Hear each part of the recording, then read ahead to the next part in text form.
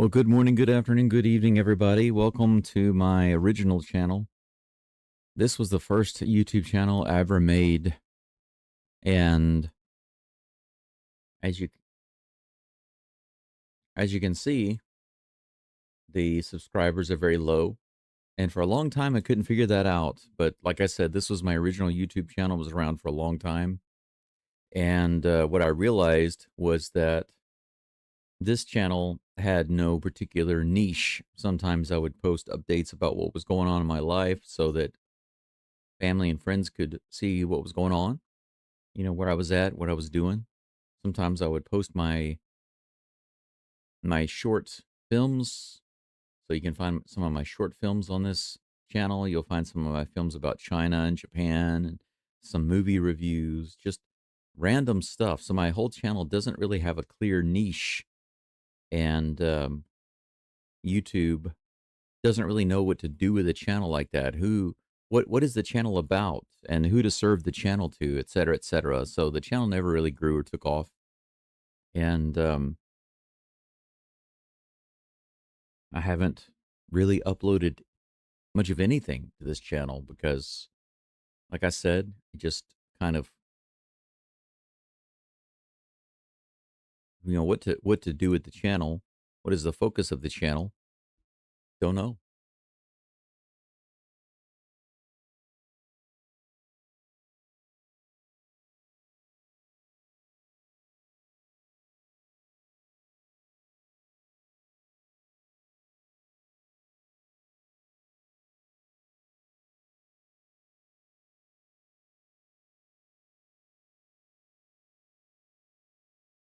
Let's see here. I'm going to try to post something.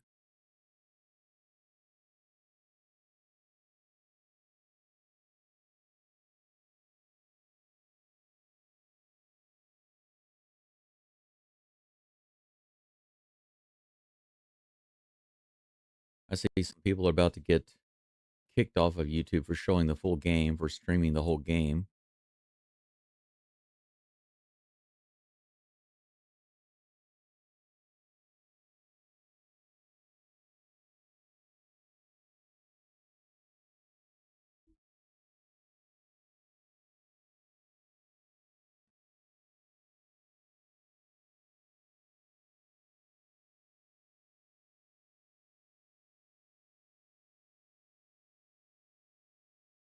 There we go. Let's post that.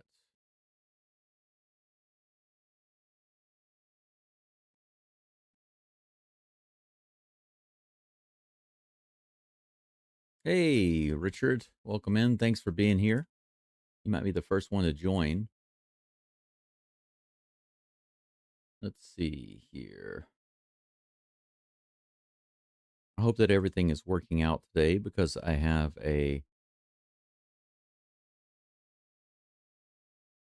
new layout with some animations and stuff. It should be pretty cool for the game. Let me get the live chat on the screen right quick.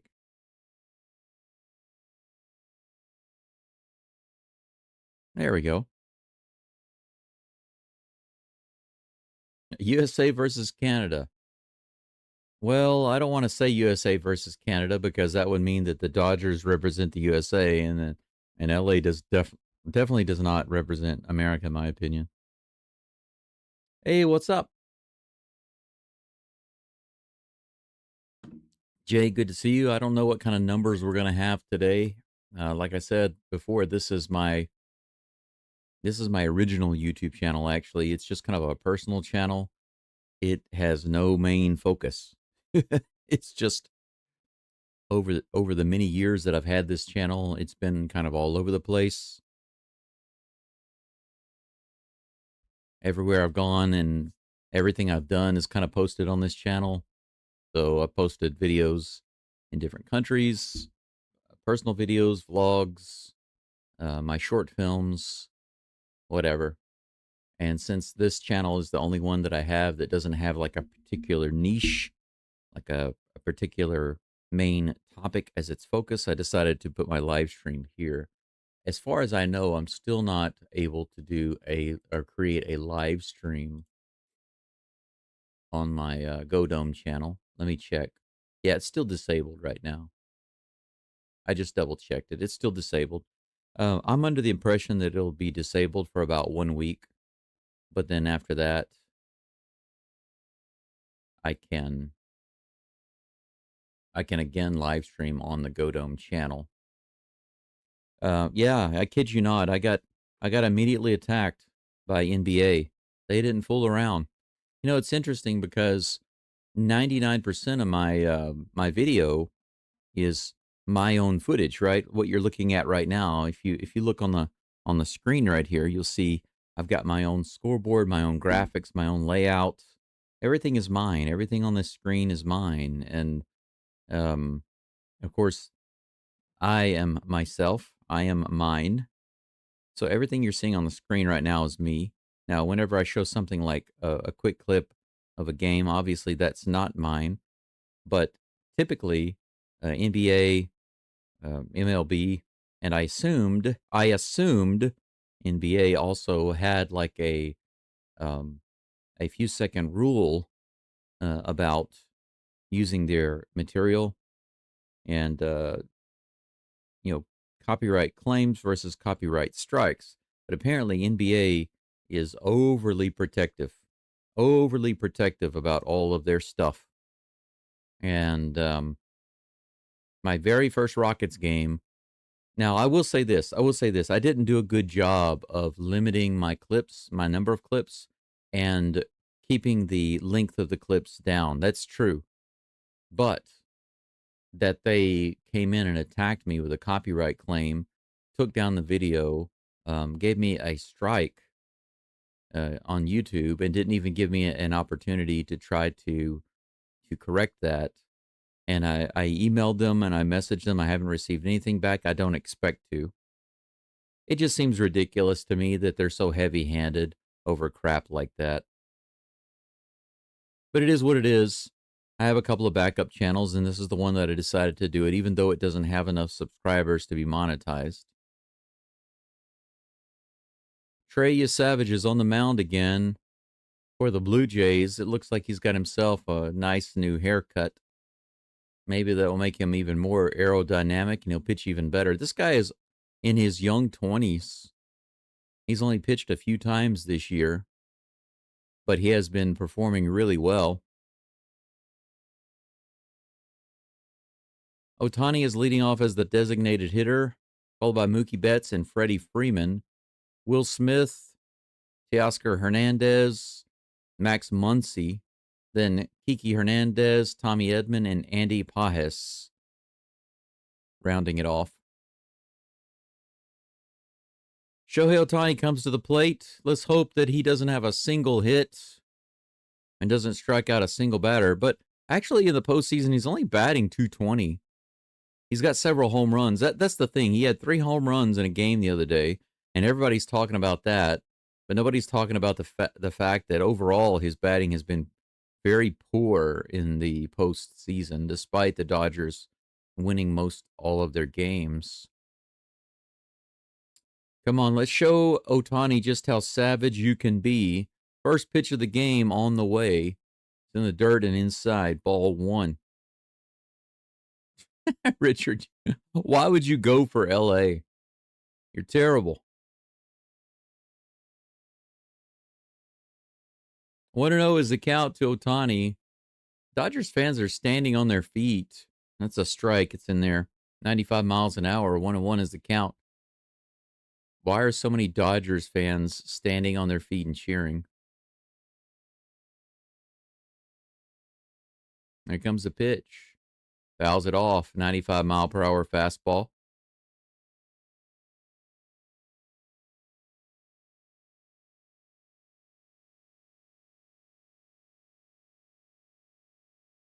Ohtani's batting .220. Now, his OPS is really nice, so when he does actually hit the ball, it's a pretty big hit.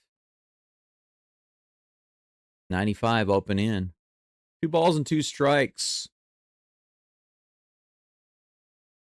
Oh, my Why is my script not working? Let's try again to start it.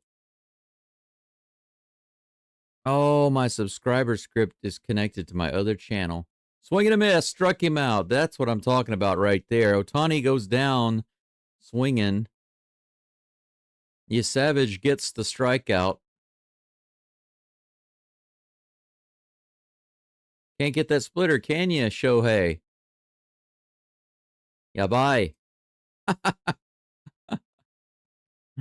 Nice. So they start off with a strikeout. Mookie Betts at the plate now. First pitch, just a tad low and outside. Hit that outside corner, but the umpire laid off ball one. I'll have to use YouTube directly to see how many people we have following right now. Low and outside in the dirt. Just so you know, I will not be showing every single pitch like I usually do. I'm trying to back off a little bit since YouTube got on my butt.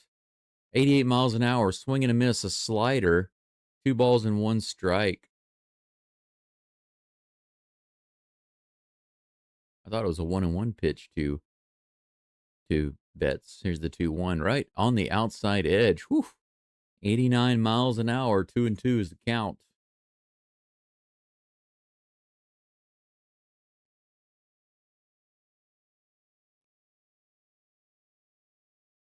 Here comes the pitch, the 2-2. Check swing on the outside. Did he go? No, he did not. Full count.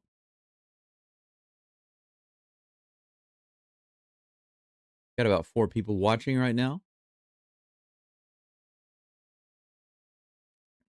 Here comes the 3-2 pitch. He grounds it to the left side. Jimenez fires it over for out number 2. Mookie Betts grounds out. So a strikeout and a ground out for Savage. Ye old Savage.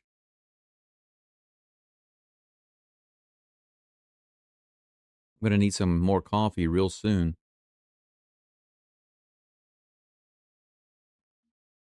World Series Game 1 in Toronto. Freddie Freeman at the plate. First pitch is fouled off. 98 miles an hour right in there. Strike one.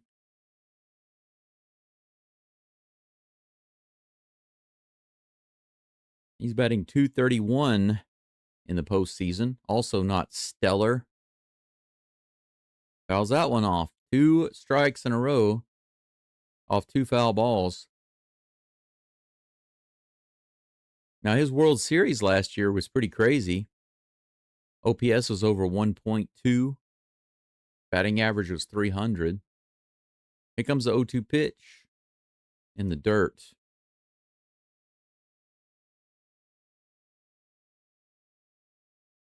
Appreciate you guys and gals joining. If you're over from my other channel, I appreciate you. Thank you so much for following me over. I apologize for the annoyance today. This is the best I can do for now to work with it. Thank you for your support. Another grounder. This one to second base. Bo Bichette is in the game. He hasn't been in for a long time. It's interesting to see Bichette in the game, but Savage has 3 up and 3 down in the first inning against the Dodgers. Otani strikes out. Freeman and Betts ground out. Blake Snell is on the mound for the Dodgers today. He'll be facing George Springer, Davis Schneider, and Vladimir Guerrero Jr. I haven't seen Schneider in a while. It's interesting that they put him in. I guess it's because of the pitcher they have on the mound. But Bichette, he's batting 4th. I haven't seen Bichette at all this entire postseason. But Bichette has been leading the Blue Jays this season in multiple offensive categories. So it'll be interesting to see how he does today. Seeing him back in the lineup is interesting. Also, they've got Schneider in the lineup today. Bichette doesn't have a single at-bat during the postseason. Can you believe that? One of their best batters, and they haven't had him at all through the division series, the championship series, or the league championship series, and game one of the World Series, he's finally in. So they were able to get by without him. That's pretty amazing.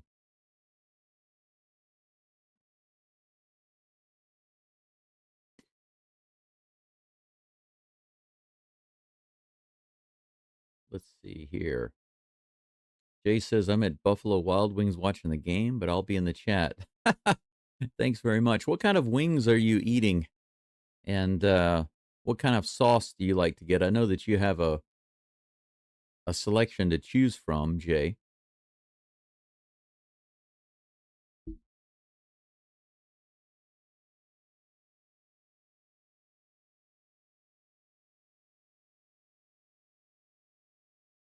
I haven't been to Buffalo Wild Wings in many, many years.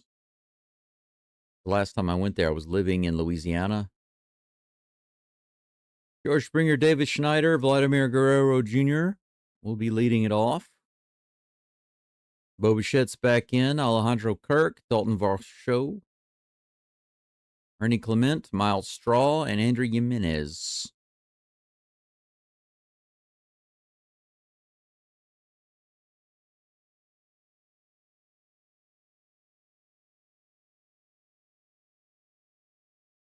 He had a really good outing, 8 innings for the Dodgers earlier. That means today he gets blown up. Here's the first pitch of Springer. It's high, ball 1.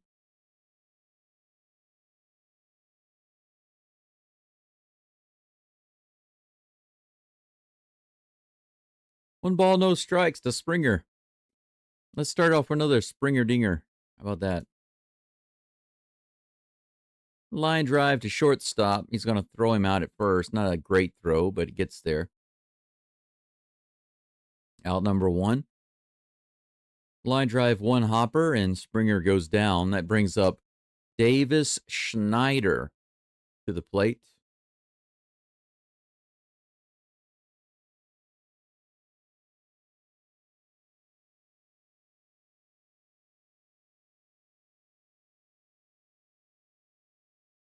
Here comes the first pitch to Schneider, and that's a high. 95 miles an hour, ball 1.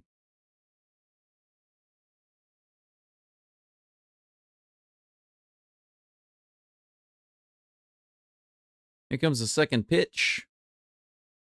Nice curveball right in there for strike 1. 1-1 is the count.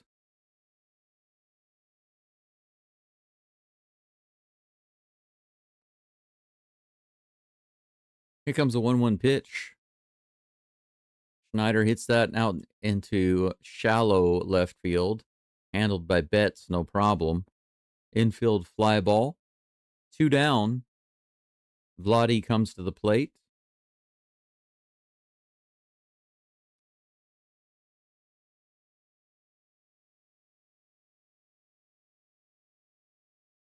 Ultimate sampler, garlic, Parmesan wings, cheese sticks, pretzels, onion rings, ranch dressing. That sounds really, really good.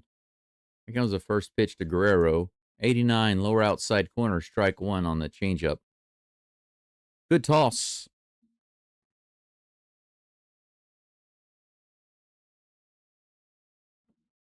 Here comes 0-1 pitch. A little high, 96 miles an hour. 1-1.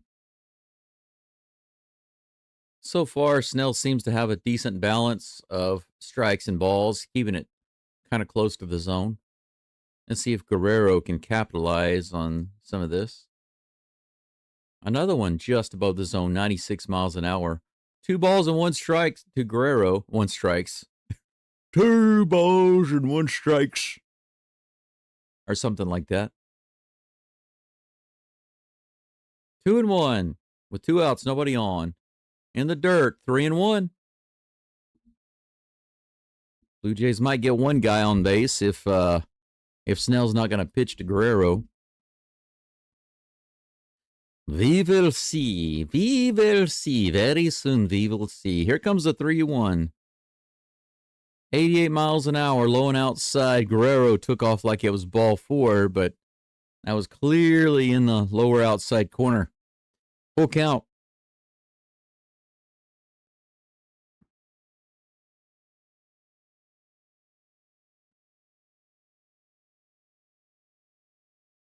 Here comes the full count pitch.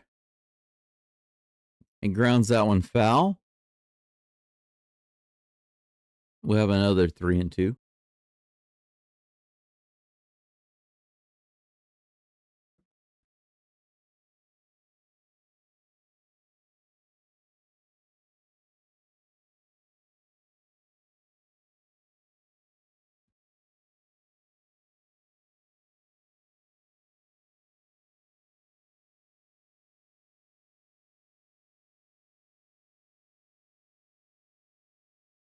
Here comes the 3-2.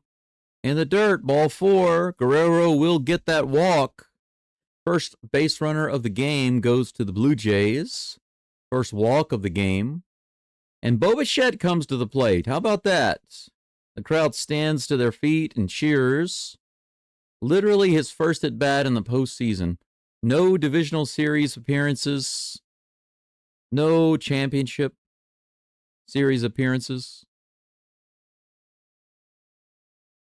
But he's right back into the cleanup spot, and here's the first pitch, too far inside.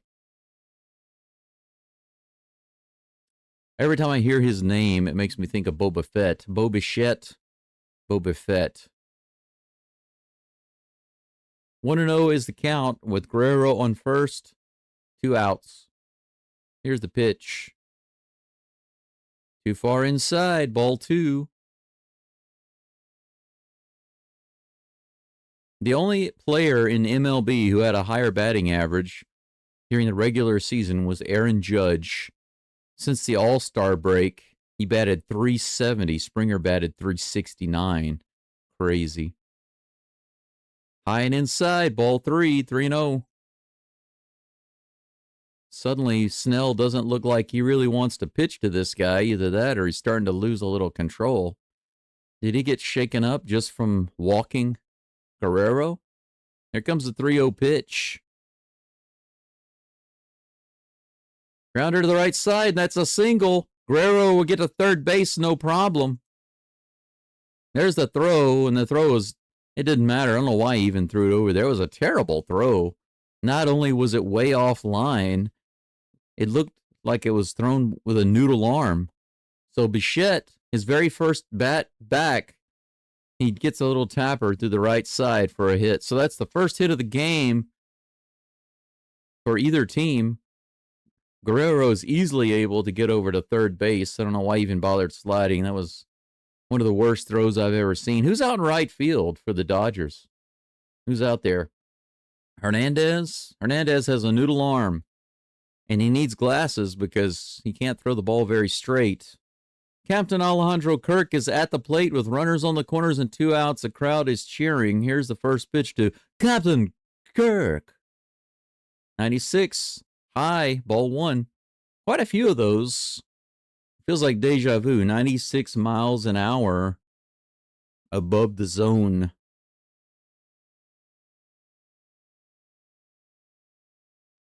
Here's the 1-0 pitch.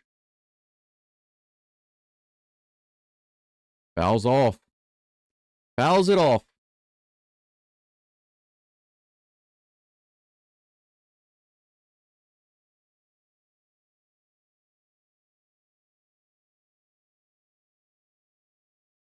You know, it's funny. They just said that sometimes Alejandro Kirk is stopped by security on his way into the clubhouse. That's high.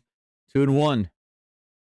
Because of his, I guess because of his height and because of his nondescript appearance and his body style overall, he just doesn't look like an MLB player. And they don't recognize him. So they stop. Dodgers decide to have a little meeting on the mound.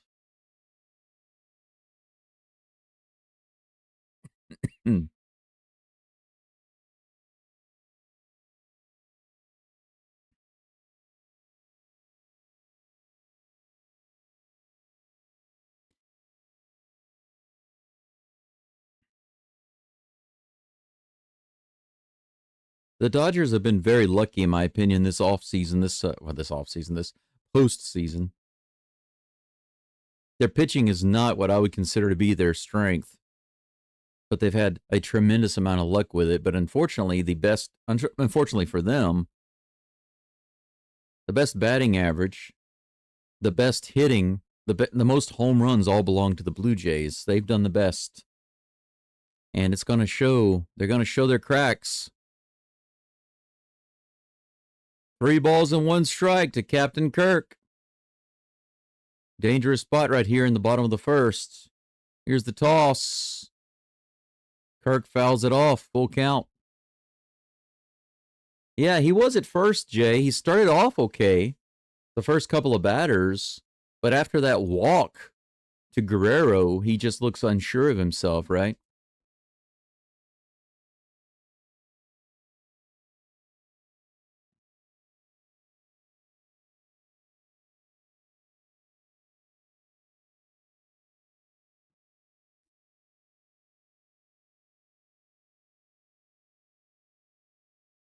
Three and two with runners on the corners and 2 outs. Here's the toss. Fouls it off again. Captain Kirk will try again. MLB ranked this season, including the postseason, average with runners in scoring position, strikeout percentage lowest, and a couple of others. Blue Jays all number 1.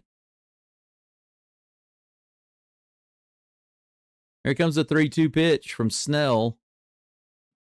Ooh, Kirk line drives it foul on the first base side. It could have been a nice one. Snell is now up to 23 pitches.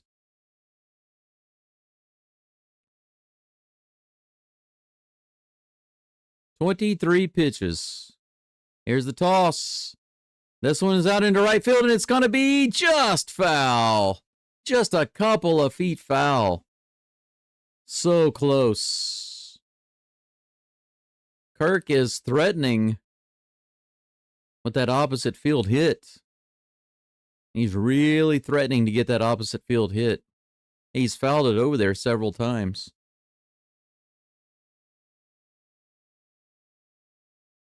I appreciate you joining me today. I apologize for not being on my main sports channel.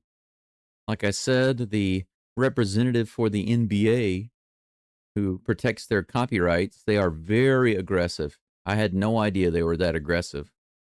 So I'm temporarily not live streaming on that channel. In the dirt, ball 4. A long at bat by Captain Kirk. Snell gives up another walk. 25 pitches. This is the most pitches that he's ever thrown in a single inning in the postseason.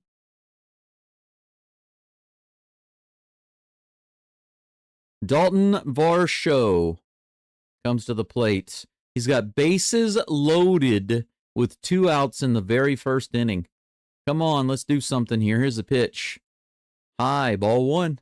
Snell still throwing a lot of high pitches.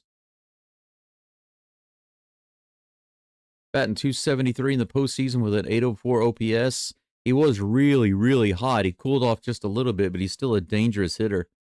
Here comes the 1-0 pitch. On the inside edge, the curveball, strike 1. The count is even.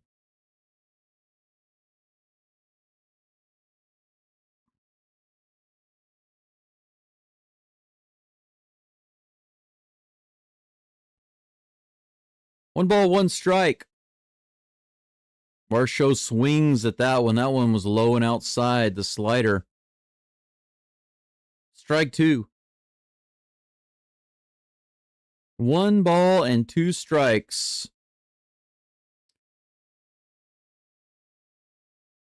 Blue Jays need to bring those lobsters home in the first inning. Big hit. Come on.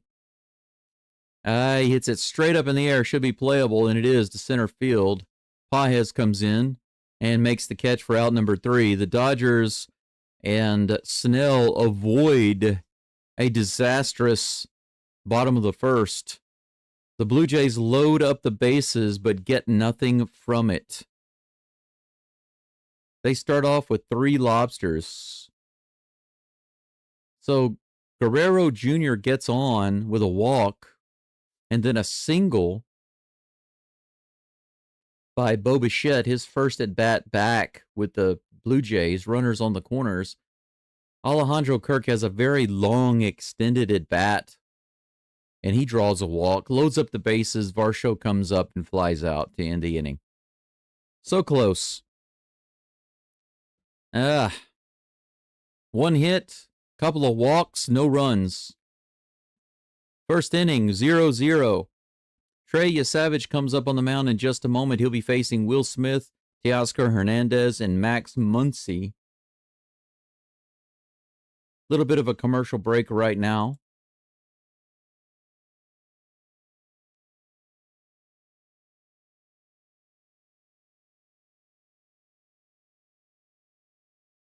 For those of you coming in from my other channel, I appreciate it.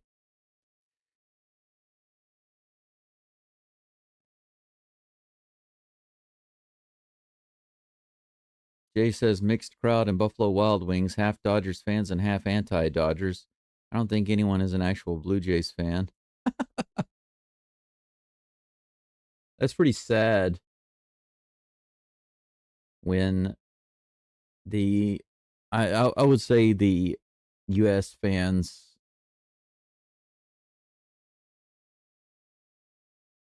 I would say when there are so many U.S. fans who can't stand the Dodgers, so they root for whoever is playing them.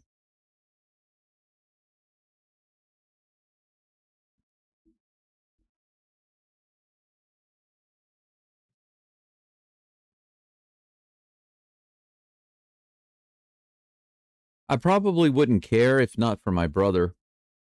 My brother gave me so much hate. Never supported my teams. And when I asked him to at least congratulate me, because I spent my entire life, many decades, more than 4 decades, supporting him and his teams and always wishing his teams the best and pulling for his teams whenever they would play. Of course, unless they played Houston. But if they played any other team, I would always cheer for his team. And he never, ever returned the favor. So that's why now I'm an anti-Dodgers fan. It's not because of the Dodgers. It's because of him. But to me, he's kind of like the epitome of what many Dodgers fans are like. Very narcissistic, self-entitled, and holier than thou, self-righteous, and high and mighty, pompous, etc. Here's the first pitch from Yesavage. 94 up and out, just a little high and outside. Will Smith, ball 1. Wow, you're in San Diego and you got half the people pulling for the Blue Jays? That's even worse.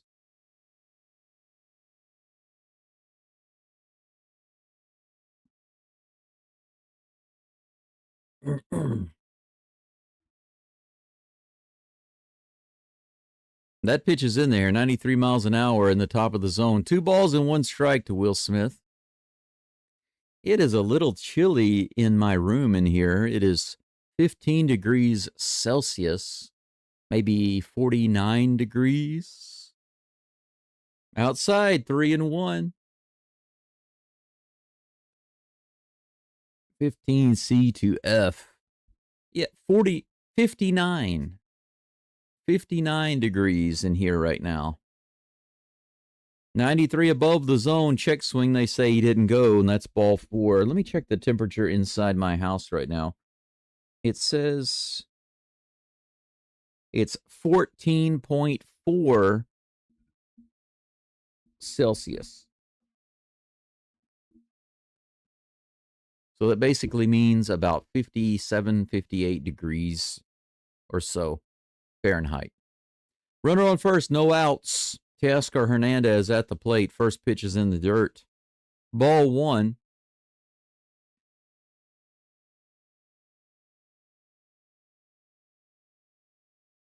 Winterborn is live. That's right, baby. I'm live.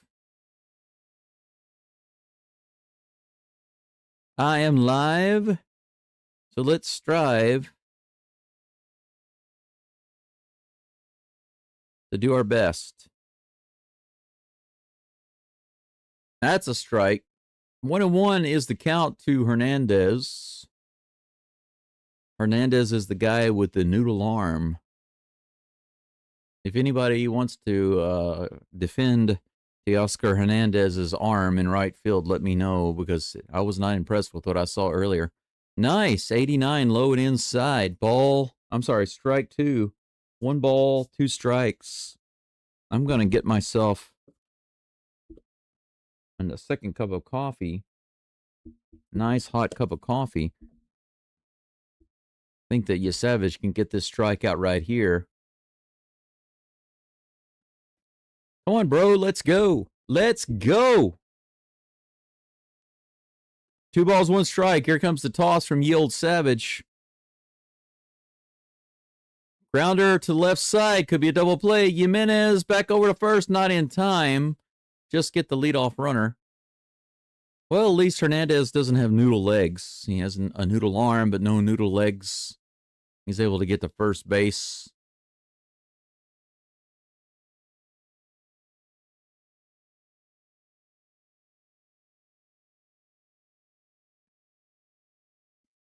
Yeah, Trey Savage.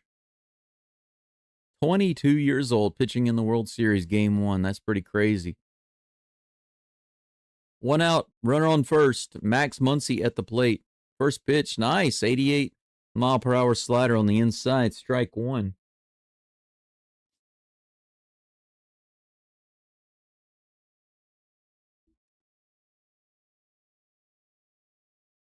Come on, Muncy. Ground out, double play. Yeah, he's going to get a single into left field. Runners on first and second with 1 out. Opposite field single, the first hit of the game for the Dodgers.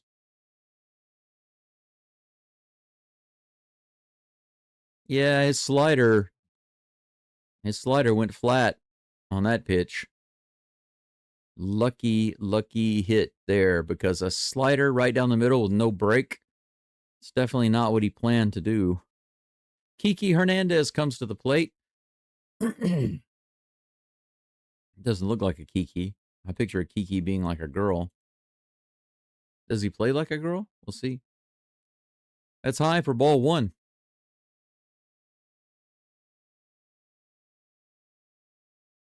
Got a couple of people following along. Thanks for being here right now. It's not what I normally do on this channel, but my other channel is having some issues with live streaming right now, so here I am. Here we are.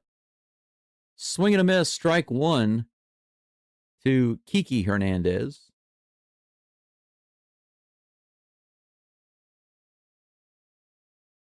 Otherwise known as Enrique. That's up the middle. It's probably going to score a run. And it does. Teoscar Hernandez comes home. Kiki Hernandez with a single up the middle scores a run. It's 1-0 Dodgers. They score first. So the Dodgers don't need bases loaded to score. A slider over the middle with no break. 2 hits in a row for the Dodgers on a slider that had absolutely no break.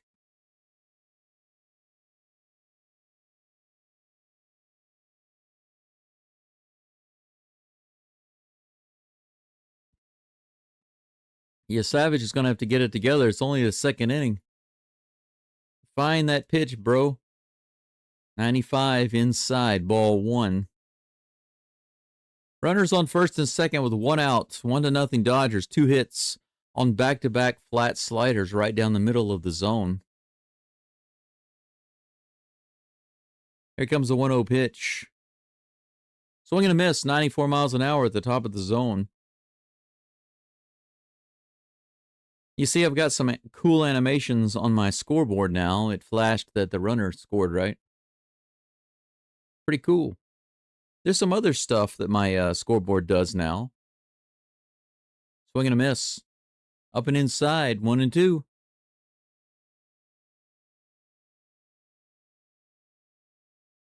Hey, we got 3 people watching. Nowhere near the amount of people watching right now as they would be on my sports channel. I do apologize for the inconvenience. Those of you who've just managed to find my channel today and are watching, you're welcome in. Thank you very much. I appreciate you. Those who are coming over from my Go channel, my sports channel, I appreciate you following me over. Like I said before, I apologize for the problem on my sports channel. I have no idea why the NBA copywriters are so strict to attack me on my very first video. But I'll have to be a little careful of that from now on. Here's a chopper to the left side. Might be no play. It's an in-the-field hit. Infield hit.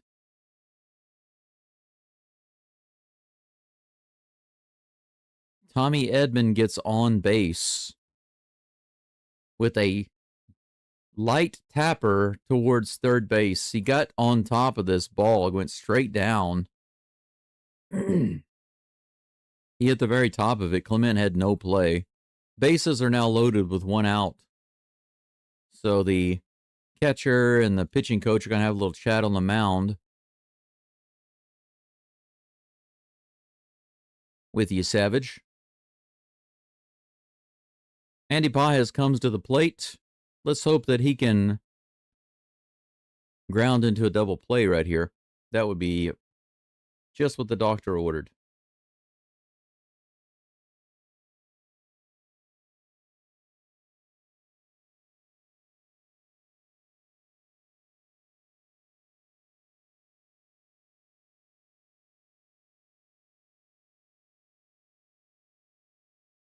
First pitch to Pages on the way.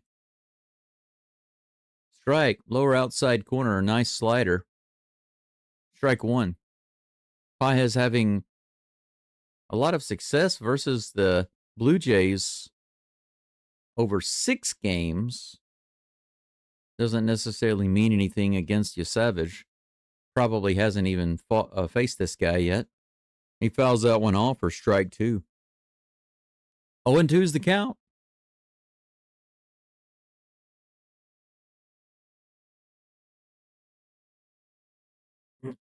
Timeout called by Pages, and he steps out of the batter's box. Pages is batting 0 for 10 with runners in scoring position during the postseason.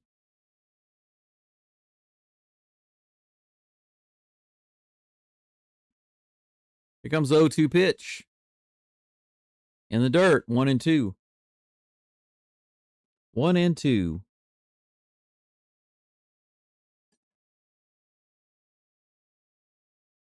Should I get some fresh coffee? Tell you what. If your Savage gets the strikeout right here, I'll get fresh coffee. Here's the pitch. Well, not on this pitch, but at this at bat. Let me clarify.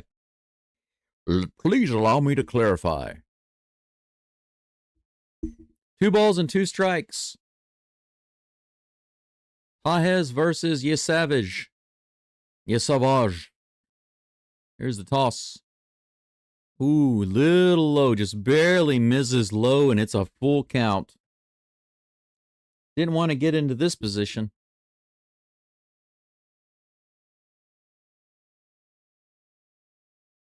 Right below the knee there.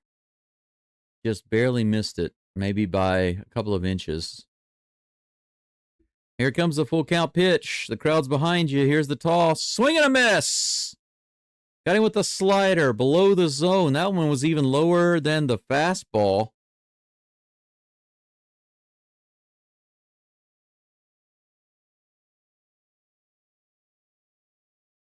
Man, he didn't get anywhere near that one. Out number 2. All right, that means I get a fresh cup of coffee, right?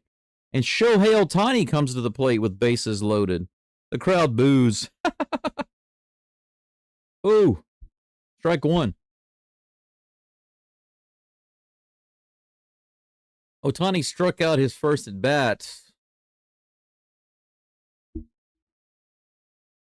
0-1 is the count with bases loaded and 2 outs. That one's low. That's right. He gambled with the splitter. Could have walked him, right?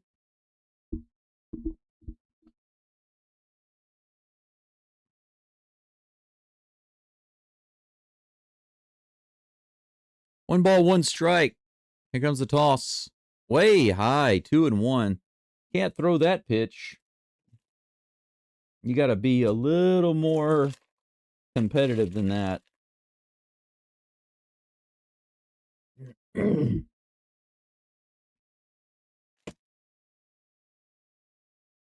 Two balls and one strike to Ohtani. How about no Tani? Ground ball to first base, and Guerrero's going to take it himself and get the third out. Good job. Ground out to first base with bases loaded. Ohtani picks up 3 lobsters. Or he loses 3 lobsters, should I say. 1-0 Dodgers at the end of the top of the second. So after getting a few hits, they managed to get 1 run, but they leave bases loaded.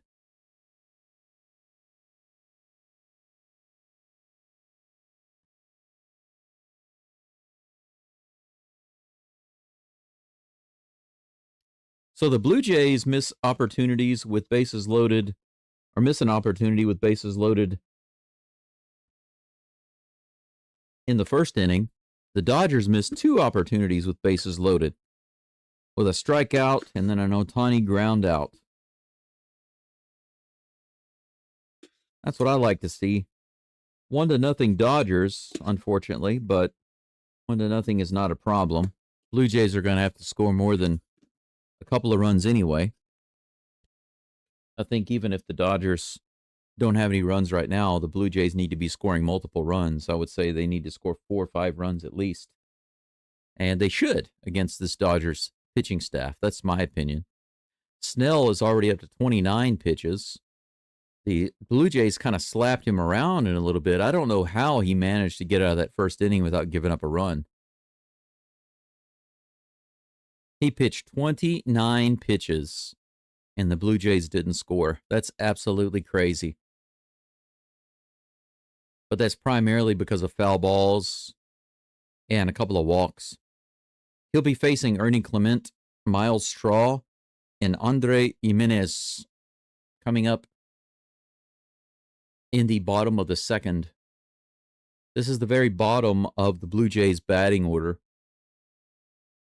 He literally saw the maximum amount of Blue Jays in the first inning without giving up a run. 6. 3 on base, 3 outs. He couldn't have gotten any closer to giving up a run. Yes, right. That's right, Jay. Lots of lobsters. That's absolutely right. Let's see, three for the Blue Jays and 7 for the Dodgers already.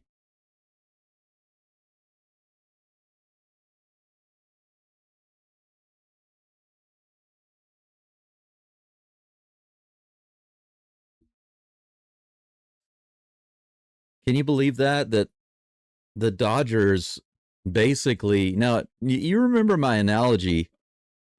I say that a full lobster trap holds 3 lobsters. So the most that you can be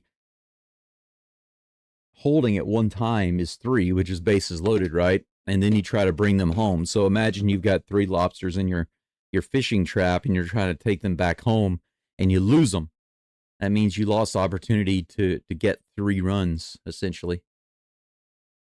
Ernie Clement fouls that second pitch off and he's down in the count 0-2. But the Dodgers lost 7 lobsters. That literally means they had 7 possibilities to get a run or drive something in. Look at that. Single to left field on an 0-2 pitch. Clement goes down way low and scoops it out into left field. A little golfing shot. Places it just up on the green. And he'll be on base with the second hit of the game for the Blue Jays. They have a leadoff runner on here in the bottom of the second.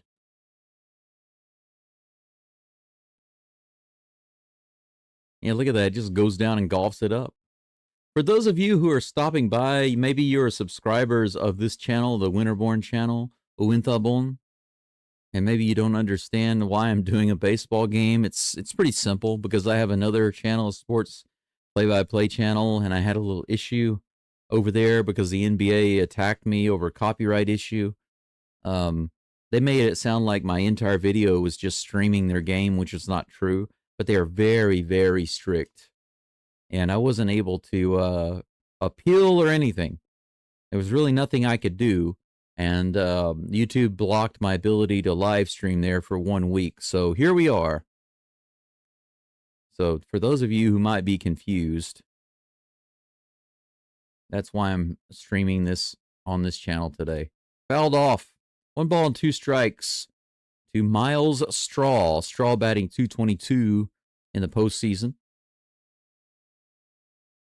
The Blue Jays have 7 different players with at least 7 RBIs in this postseason. That's crazy. As a team, man. Getting it done as a team. That's what I like. That's like classic Astros. The way the Astros used to be. Getting it done as a team. That's a strikeout. That's the last straw. As Miles Straw goes down on a foul tip. Swing and a miss. A foul tip, swing and a miss. And that brings up Andre Gimenez to the plate, batting .263 in this postseason with a .764 OPS. Lefty on lefty crime going on right now. Here's the toss. In the dirt, ball 1. What if I did all of my live streams like this? I wonder how much better it would make my live streams if I were to do it.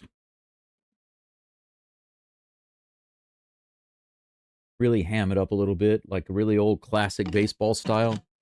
Here's the next pitch from Snell. It's a little high out of the zone. Not going to get him swinging at that. 2 balls in, no strikes, with 1 out here in the bottom of the 2nd. Or I could just go like full Captain Kirk style. Or Christopher Walken. There's so many options. Swing and a miss, 89-mile-per-hour slider right in there. 2 balls and 1 strike.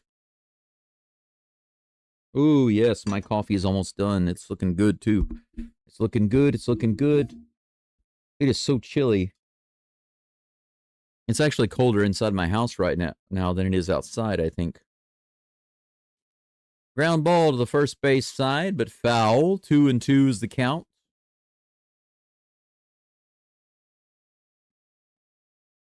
I think I found my other lip balm. I have some of the mentholatum lip balm.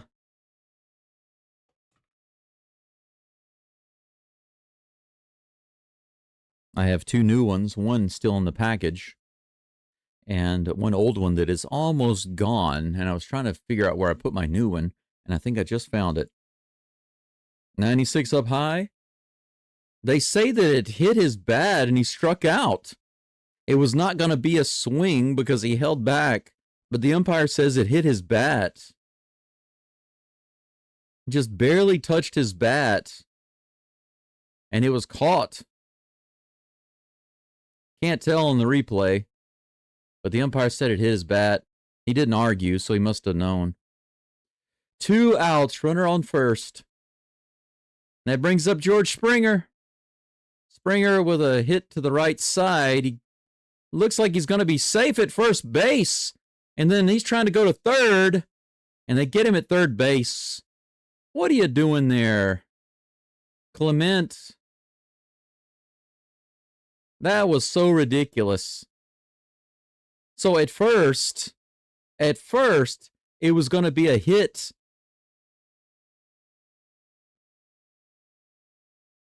Snell didn't step on the bag. Springer was safe. Clement tries to advance to third on the play, and they throw him out.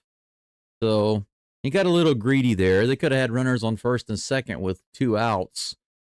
But he got a little greedy, and they threw him out at third. So that'll be the end of the inning. Couple of hits for the Blue Jays, but nothing doing otherwise. Dodgers get a little lucky there with a terrible base running by Robert Clemente. That's 2 innings of baseball done here in Game 1 of the World Series.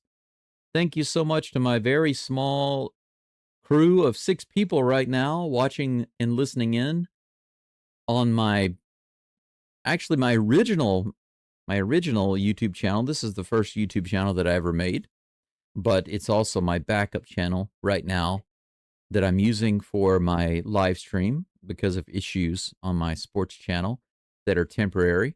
I'm just waiting a few days. Maybe in the next 2 or 3 days or so, I'll be able to live stream again on that channel. Just I got attacked by the NBA, and they're I guess you could say they're gatekeepers. And so I had to jump over here to do the live stream because I determined that I needed to do the live stream. But I don't get any ad revenue at all on this channel. You know, I really don't get anything unless you donate through my links that are in the description. This channel doesn't even have 500 subscribers yet, so I can't accept super chats or direct donations. I don't get any money off ads on this channel. The only way I can make any money on this live stream, the only way at all, is by direct donation through like PayPal, Buy Me a Coffee, or Patreon, something like that. So if you are so kind as to do that, feel free to do so.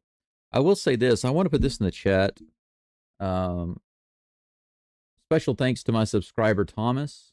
Let me write this in the chat. Special thanks to my subscriber, Thomas, for donating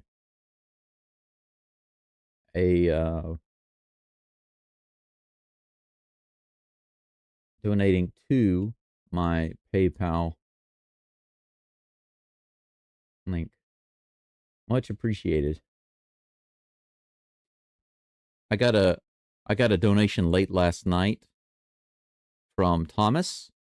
I won't share his last name, but he donated nearly $30 through PayPal, and that is much appreciated. Much appreciated. That covers some of the loss that I will get by doing this game here instead of my sports channel, because that NBA attack on my channel is going to cost me at least, I think, $40 or $50. So this makes up for some of that.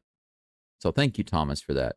93, just above the zone, but called a strike. A little generous by the umpire there. 1 ball, 1 strike to Mookie Betts.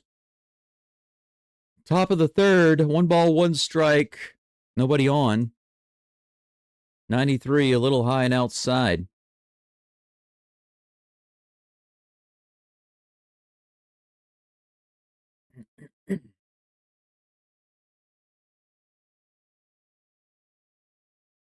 Here comes the toss. Low and inside. 3 balls and 1 strike to Betts. You know, if Mookie Betts, shouldn't that be illegal? Just like when Ohtani bets?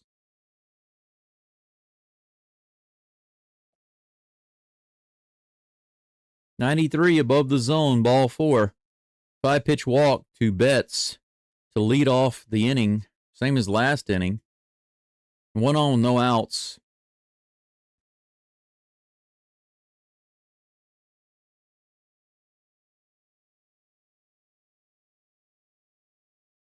Yeah, they were showing this earlier by Snell. He didn't put his foot on the bag, and that's why Springer was safe. Freddie Freeman at the plate. Fouls it off, strike 1. Runner on first, no outs.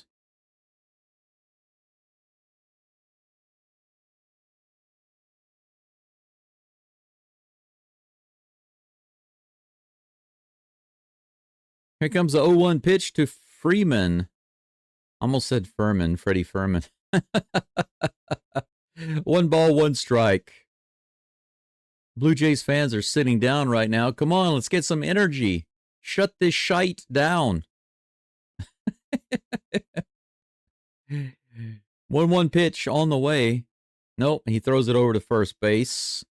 Betts gets back. You know, if I had an opportunity to talk to Shohei Ohtani, I would say, you know Mookie Betts? And he would say probably, yeah. I would say, What about Shohei bets? I'm sure he would be very, very disappointed with that comment. In the dirt, 2-1.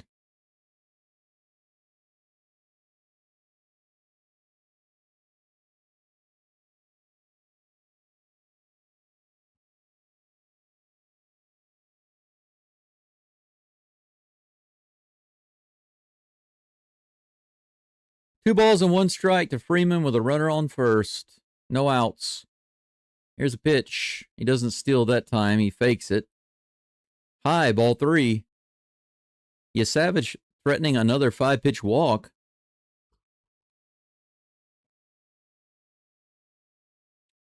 Freeman thinks that no whippersnapper is going to strike him out or get him out, but we'll see. Maybe a double play's coming up. Another walk, a 5-pitch walk, 2 back-to-back. Oh, they are already calling the bullpen. That's not good. Come on. We need to see some of that ye old Savage. Come on, dig down deep, my friend. Dig down deep and pull forth some of that ye old Savage. Triple play. This is the triple play I've been waiting all season long for. The Astros never gave one to me, but Will Smith is at the plate. It's the perfect opportunity. Righty on righty. Triple play. Right in there. Strike 1. 94 miles an hour.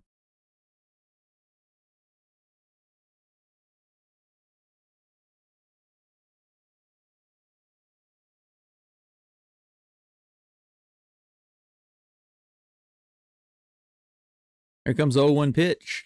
Swing and a miss. 94 right in there. Strike 1. Yul Savage. You guys remember that from the Johnny English movie? The one with John Malkovich. His name is Savage, but he keeps calling him Savage, and he says, it's Savage. Outside. 1 ball, 2 strikes. Man, I need coffee just to keep my hands warm. Even if I'm not drinking it, I just need a hot cup of coffee to use as a hand warmer. 1 ball, 2 strikes. Here's the toss. Ooh, above the zone, 2-2.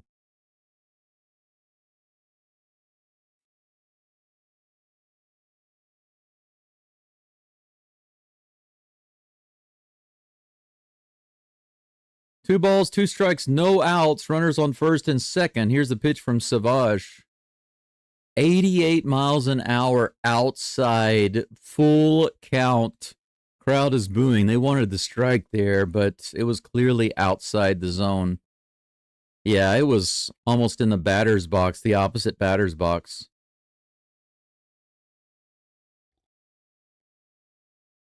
If he walks Will Smith, you know that they're probably going to go ahead and pull him. I mean, 3 straight walks, that's no good. Triple play. Triple play. Here's the pitch. Ground ball to the right side, and it's going to score another run. They've got Freeman in a rundown between second and third. He gives up, and he's out. But Will Smith gets to second base.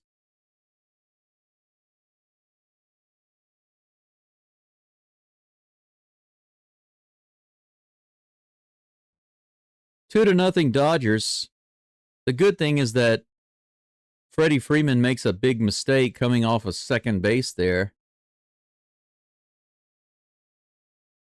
This was a dumb running play by Freeman. They brought it straight to second base and put him in the hot box. And of course,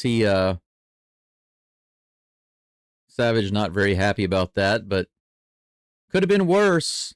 Could have been a lot worse. It's 2-0 with the runner on second, 1 out. Teoscar Hernandez now at the plate. First pitch on the way, fouled off at the plate.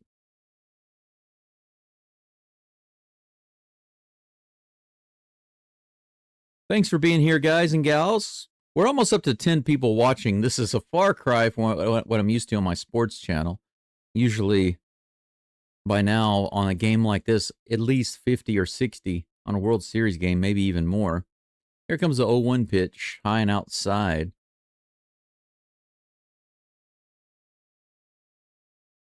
One ball, one strike. One out.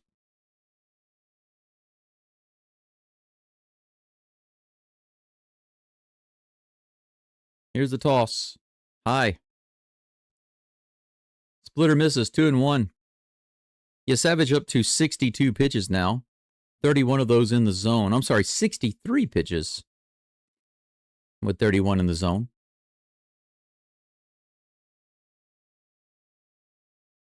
Here comes the 2-1.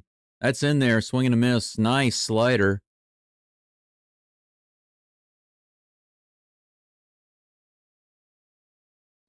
Exactly 32 balls and 32 strikes thrown by Trey Savage.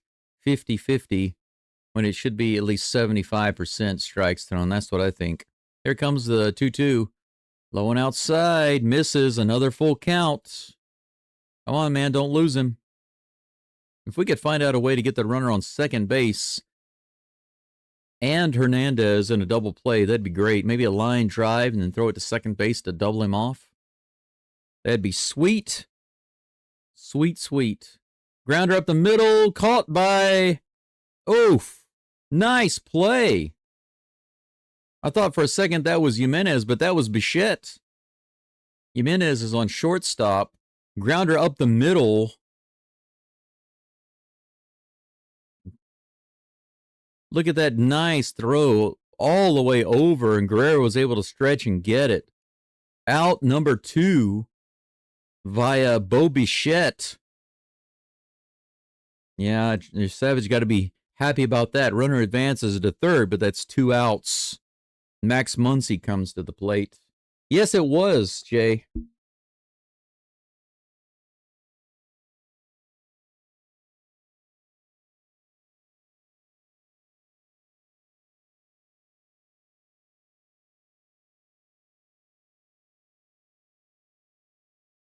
Boba Fett. 1-0 is the count to Max Muncy. Here's the toss. Right in there, in bottom of the zone. Nice splitter.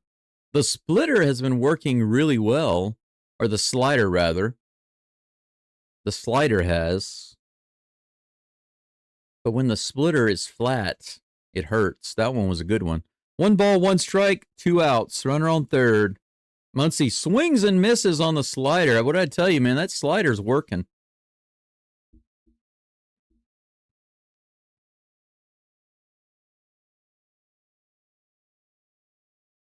Yeah, that slider, they're missing it by a lot. 1 ball, 2 strikes. Come on. Inside, ball 2. Max Muncy, that funky Muncy.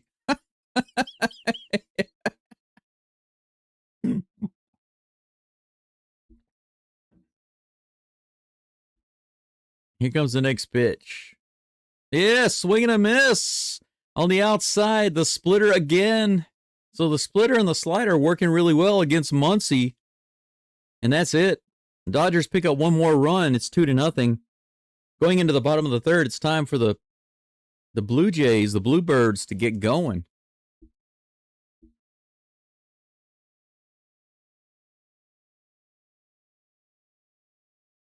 It gives me another idea too.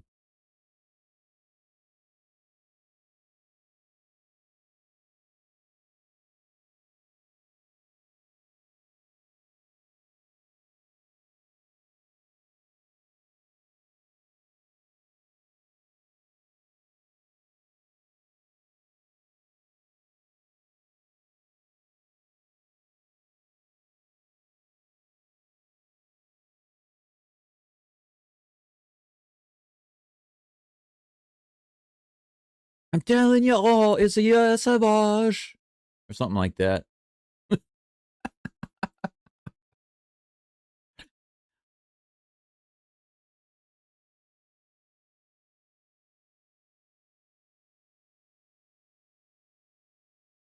We are on break right now. A little bit of a commercial break. 4 hits for the Dodgers in the first 3 innings. First inning was 3 up and 3 down. Strikeout, 2 ground outs. They did nothing. Savage looked great. Second inning, not so much. He gave up a few hits, and they loaded up the bases. They scored 1 run, and but he shut it down before it got out of hand. In the third inning, they got more traffic on the bases, scored 1 run on a single, and then he somehow got out of it. He walked too many runners that inning, though. Just 1 hit, several walks, 2 walks maybe. And so that's where the Dodgers got their runs from. The Blue Jays have managed to get a lot of runners on base, but haven't scored them. 5 runners left on base, no runs at all. The Dodgers have walked 3 times. The Blue Jays have walked twice. 2 strikeouts for the Blue Jays and 3 for the Dodgers. I guess you could say the main difference right now is that the Dodgers have managed to squeak in a couple of runs, even though they have lost more base runners than the Blue Jays. They have actually scored more runs.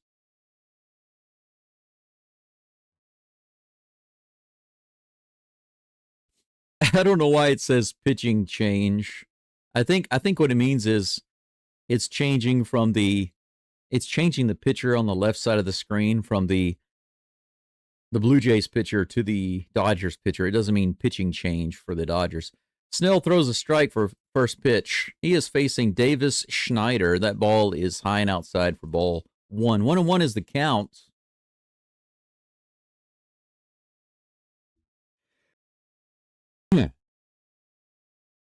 That one's low below the zone. 2 balls and 1 strike.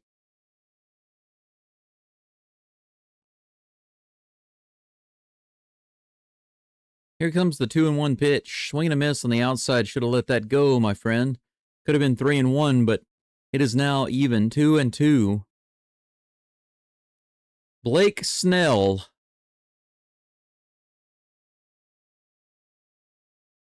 In what inning are the Blue Jays going to blow it up against the Dodgers? Here's the 2-2 pitch in the dirt, 3-2. Uintabon.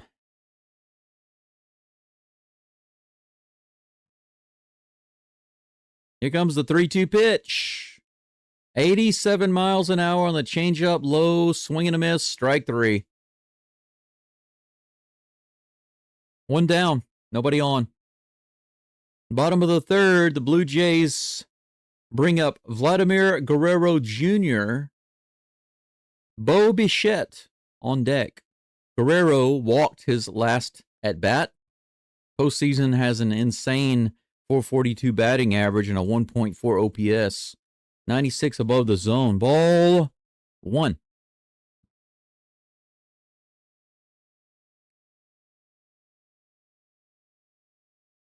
Here comes the 1-0 pitch. Ooh, very bottom of the zone, called strike 1. 1-1. That was low. That was low down. Here comes a 1-1 pitch. Fouls that one off. 95 in the top of the zone.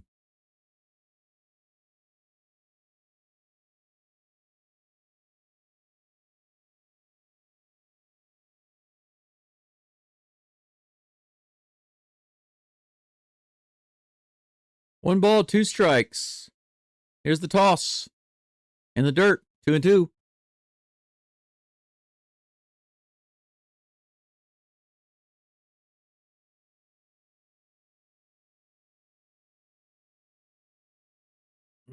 Come on, Vladdy, do something, says Jay. I agree. I agree. High and outside. 3-2. Now, here's the question. Is Snell going to try to challenge Vladdy right here on the full count, or is he going to walk him? Keep it safe. He challenges him. Vladdy wins. Single through the left side, and that's a 1-out base runner.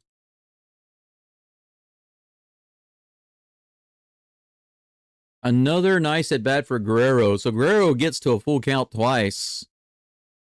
Walks the first time. Smacks it through the left side. Right through the hole. Man, he is just continuing to own this postseason. That's it. That's right, Jay.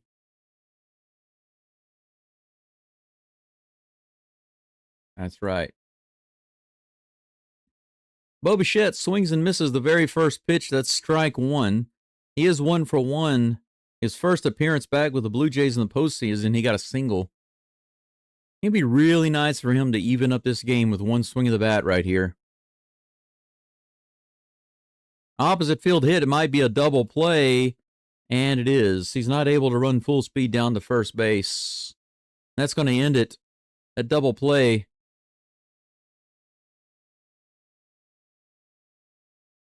Yeah, they didn't have a chance there.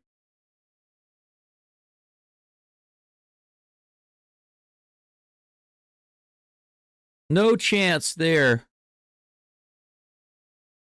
That's 3 innings of baseball, y'all. 4 hits for both teams. No errors. 2 runs for the Dodgers, 1 in the first, 1 in the third. None yet for the Blue Jays. Several lobsters for both teams. 9 for the Dodgers, 6 for the Blue Jays. The only difference is that the Dodgers have managed to squeak in a couple of those lobsters, bring them home, and serve them up for dinner. Very light meal. You could say maybe just kind of an appetizer that the Dodgers have served up for their fans. But so far, the Blue Jays have teased their fans with lobsters, but given them nothing. Yes, dang it indeed.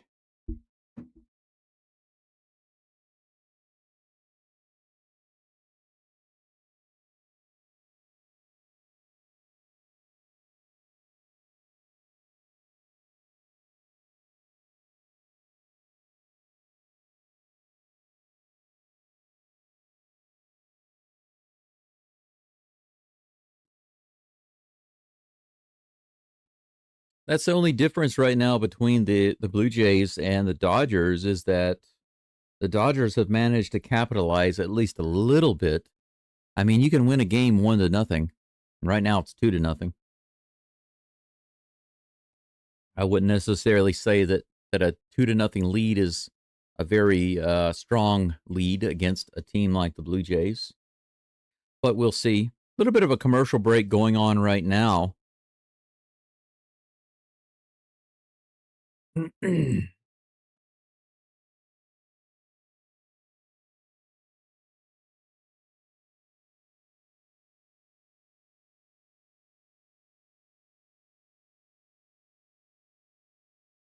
Clean that plate off, boy. Clean that plate off. The way he was using the brush there, though, makes no sense. If you're holding the brush at an angle, why would you hold it at the same angle going back and forth? It looks like it would mess up the bristles. You know what I'm saying? That's like holding a broom at an angle like this and sweeping this way. Like sweep this way. I mean, sweep this way. Sweep this way. If you swept like that with a broom, you'd be basically trying to push the dirt. It makes no sense. So that video that they were just playing of the umpire wiping or brushing off the plate, why was he pushing the dirt? Foul tip, swing and a miss, strike one. Enrique Hernandez at the plate. 0-1. Trey Savage back on the mound. He's up to 72 pitches. I'm not sure how much longer he'll last. If he does well, maybe 2 more innings. We'll see. Top of the 4th right now. Fouled off. 0-2. Good start. I appreciate you guys and gals watching. I am in Hiroshima. You can see by my icon. Actually, my icon on the screen is correct. On this channel, my icon is Hiroshima Castle. Because that's where I live, Hiroshima. I don't live in Hiroshima City right now, but in about 2 weeks, I will be staying in an apartment in Hiroshima City. So here's the next pitch. Swing and a miss, down low. Nice toss. Trey Savage starts off with a strikeout of Kiki Hernandez. Man, that one sunk way down. Look at that. I'm telling you, he needs to stick with the slider. One down, nobody on. That brings up Tommy Edmond. First pitch is high. Ball one.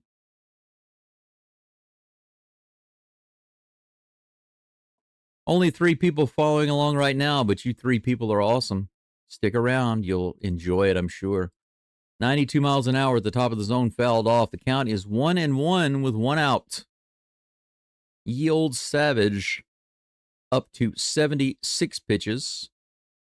Fluharty is in the bullpen warming up, a lefty for the Blue Jays.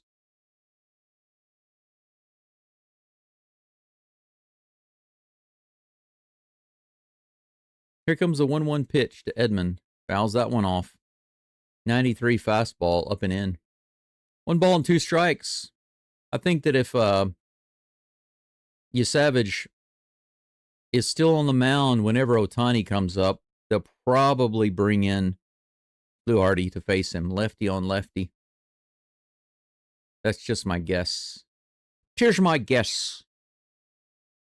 Here's the 1-2 pitch. Fouls it off again. Count remains 1-2. I do appreciate you putting a like on the live stream. I don't think I've mentioned it the whole time. But it's going to be a very modest showing on my channel today, I believe. I got about 9 likes so far. Swing and a miss. Another strikeout. Back-to-back strikeouts. How about that? Strikeout number 5 for Ye Old Savage.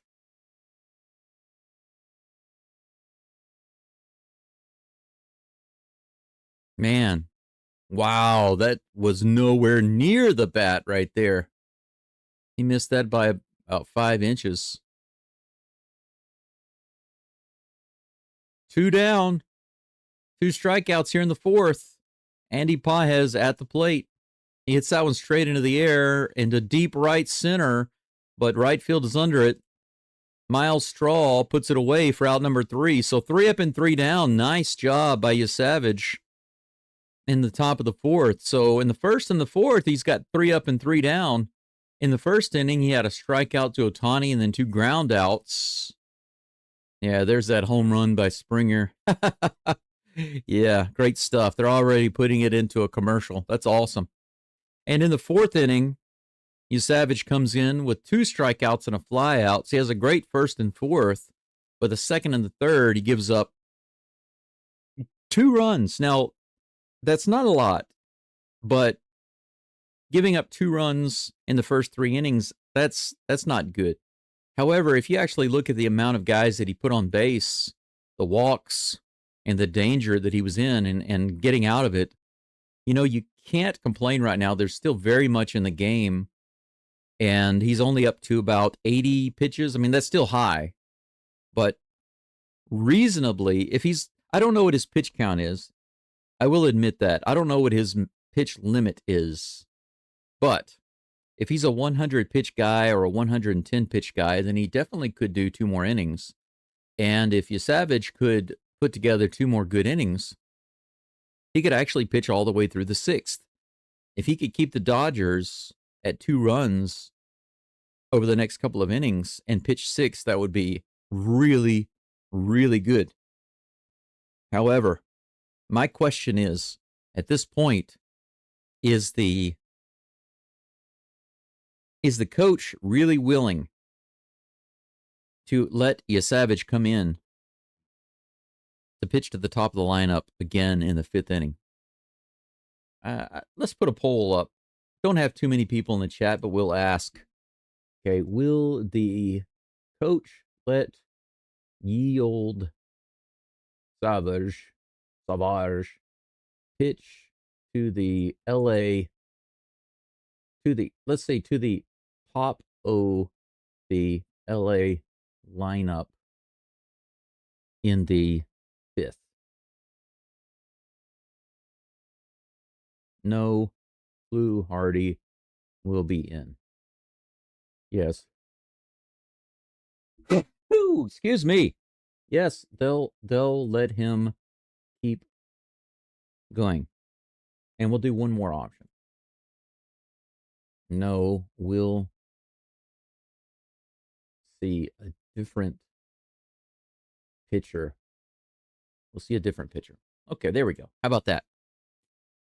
Just a little something, something. A little something, something.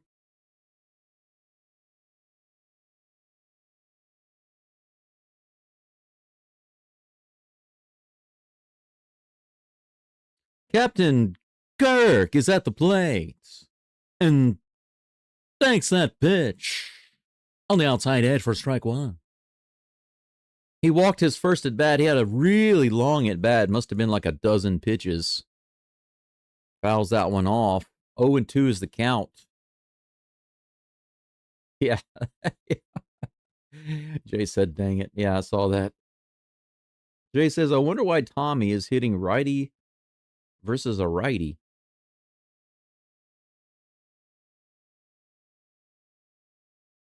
Maybe Tommy Likey. Here's a 0-2 pitch. 95 fouled off. Even with 2 strikes and no balls, Captain Kirk continues to make Blake Snell pitch more and more. He's up to 60 pitches with this next toss, and here it comes right now. Low and outside, ball 1. Come on, Alejandro Kirk. Come on, Mr. Kirk. 0 for 0 today. Here's the pitch. Ooh, another massive hit out to the upper deck on the right side, but foul again. Man, Kirk has been making some really good contact for opposite field hits.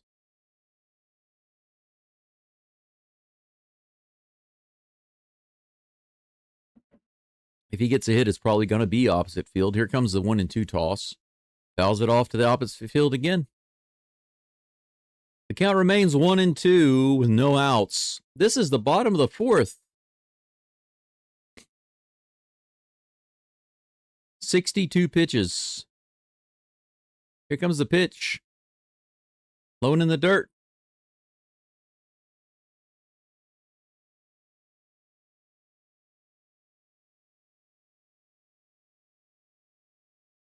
Two balls and 2 strikes.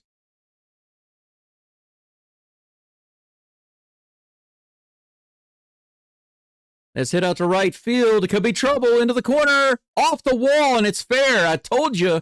Opposite field. Kirk can't get to second fast enough. He scrambles back. He scrambles back to first like a turtle. Like a scared turtle. Nails it off the wall just a few feet short of a home run. Look at that. I told you. What did I just tell you? If he's going to get hit, it's going to be opposite field. Just, halfway up the wall. Maybe about 6 feet from a homer. Look at him scramble back to first base. He can't get there. All right, leadoff runner on first. And that brings up Dalton Varsho. Here comes the first pitch. He hits that hard on the very first pitch. It's deep to center field. It could be gone. It's gone. This game is tied. This game is tied. 2-run homer on the very first pitch directly to center field. Dalton Varsho, his 3rd postseason homer. He drives in. Kirk, and this game is tied 2-2 in the 4th inning. How about that? Blake Snell just kind of cruising along, and then suddenly a hit off the wall by Captain Kirk, and then Varsho comes up to the plate, and the very first pitch cranks it over the wall. 400 and some odd feet. That had to have been over 420 feet. Look at this, right down the middle, boom. Look at that, that's perfectly up the middle. The pitch was down the middle, the hit was up the middle. Bang, bang, baby, that's right, Jay. That's right. Boom, off that wall. Snell's like, yep, that's gone. Lefty on lefty, that was. The very first pitch to the next batter, Ernie Clement. He hits that out in the left center. Taken by Hernandez, looks like. No, that's not Hernandez, is it? Very first pitch. Man, that was something else. Who's in center for the Dodgers? Pajes, that's right. Hernandez was in right field. Springer celebrating. 2-2. 6 hits for the Blue Jays now. Just 4 hits for the Dodgers. 1 out. Straw at the plate. He swings at the first pitch. Fouls it off. Strike 1. How about that?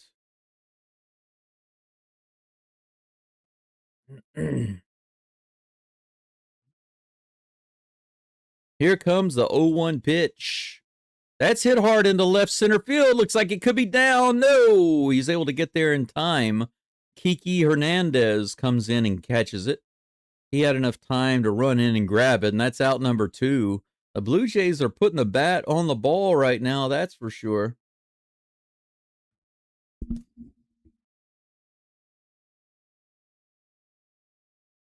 Yeah, big bang, baby. George Springer on deck. Jimenez at the plate, takes that first pitch low for ball 1.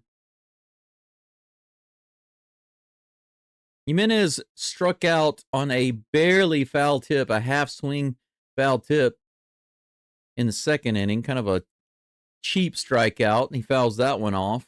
Counts 1-1. Lefty on lefty here. I have a feeling that Springer's going to be up with a runner on base. Another big hit. The Blue Jays could be up 4-2. I think they will be.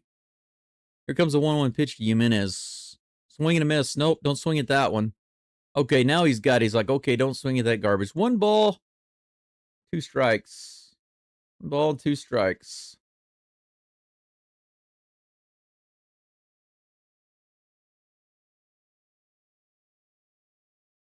Ohtani's actually in the batting cages right now. Check swing in the dirt. 2 balls and 2 strikes. It's got to be nice when you're the DH and all you have to do is take a lot of batting practice in between innings. And then when you come out, you're fresh. You're ready to go. You've been swinging at balls the whole time. Especially if you can get if you've got a pitcher who can throw the exact same type of pitches as the guy you're facing, you know? 91, low and outside.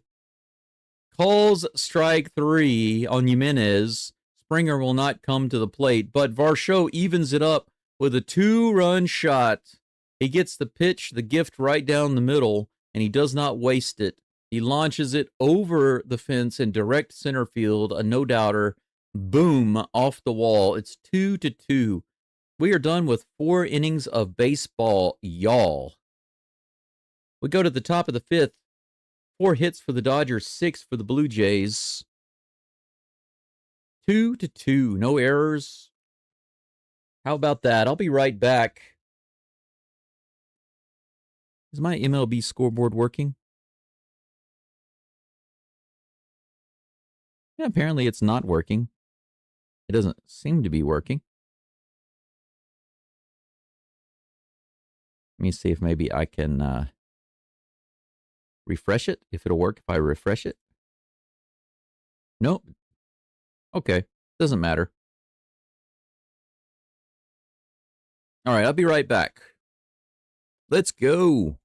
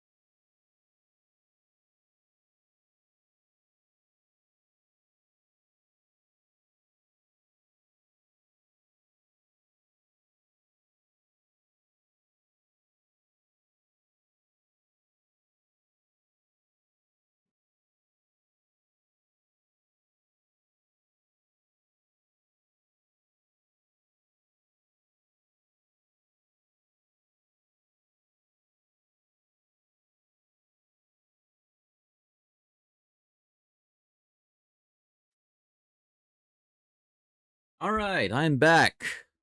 First pitch to Shohei is right in there, and he takes it. No way, Shohei. Strike one. And Fluharty is indeed in the game. Savage is out. Here comes the 0-1 pitch. Swing and a miss. 82-mile-per-hour sweeper low and away. Shohei has kind of a weak swing against that. So we'll close the poll here. Only 2 votes. I'm not surprised, though. Viewer count is very low right now. 0-2 versus No Tawny. Mason Fluharty on the mound. Here comes the 0-2 pitch. Woo! Just a little outside. Not a bad pitch to try to get him to swing. He almost went after it. Beautiful sweeper, but just started too far outside, I think. Here's a 1-2 pitch. Another sweeper. Left to right, but once again, too far outside. You got to make it a little bit more competitive than that, man, if you want him to swing. 2 balls and 2 strikes. Give him something really difficult and perfect so that he'll swing but can't hit it. That's perfect.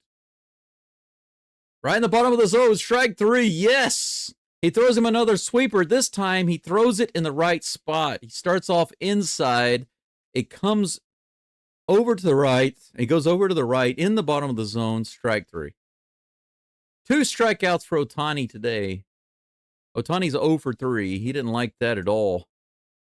Sit down, boy. Sayonara. Sayonara, Saka. 1 out. 82 outside.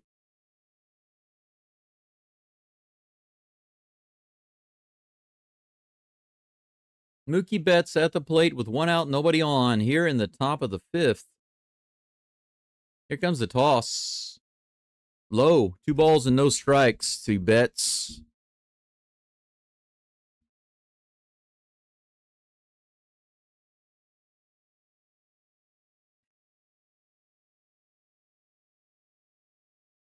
Here comes the pitch. Strike on the upper outer corner. 2-1. They just showed the final stats for Trey Yesavage. Respectable, especially for somebody who's 22 years old. Top of the zone, strike 2. Man, he is painting the corners and painting the top of the zone against Betts. 2 balls and 2 strikes. Here comes the pitch. That's hit up the middle. He left one over the plate, and Betts got a hold of it. So we'll have a runner on first base with 1 out.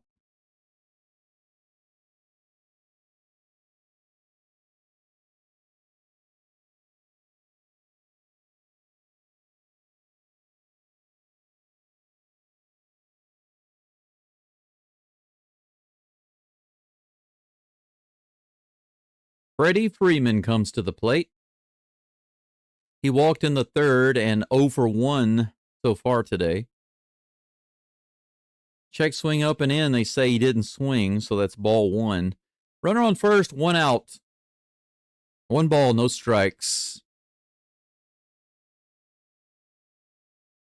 Betts on first base. Freeman at the plate. Here's the toss from Fluharty. That's in there. 81 miles an hour, low and inside on the sweeper. Strike 1.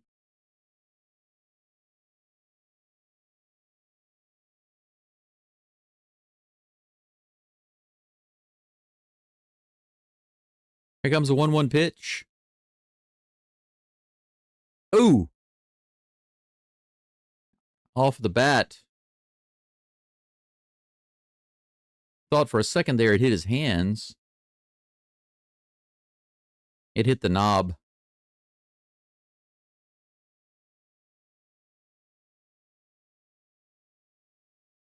Yeah, it just hit the knob. For a second there, he acted like he was going to be in pain. But here's the 1-2 pitch. Fouls it off. 81-mile-per-hour sweeper on the inside. The count remains 1-2. Let's see if Fluharty can get the strikeout or the double play right here. Either would be good. The double play would be preferable in the inning, of course, but we'll see. Mr. Mason up to 14 pitches, 9 of those in the zone. Yasavage done after 4 innings of work. Despite having a great 4th inning, they went ahead and pulled him out against the top of the Dodgers lineup. Here comes the 1-2. Hit high and out of play.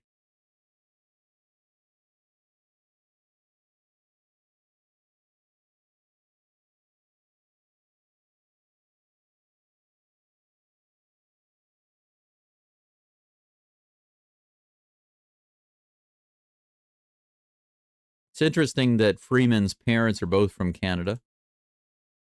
Fouls it all. They said his mom passed when he was 10, and she is, her grave, I suppose, is in Canada, and he says he feels closer to her when he's back in Canada. I mean, in a physical sense, that's true. But in a spiritual sense, I guess you could be just as close no matter where you are. Here comes a 1-2 pitch. That's hit hard out to center field, but should be playable. Varsho has it for out number 2. Betts goes back to first base. It looked a lot more dangerous than it was.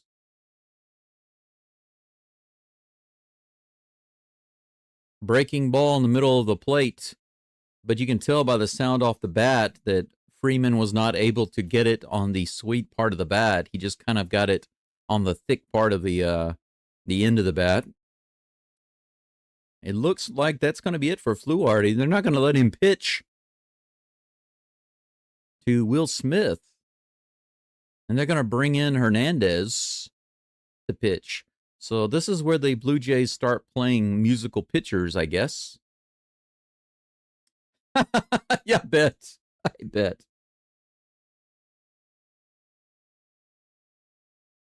I bet they did. Yeah, they started cheering too soon.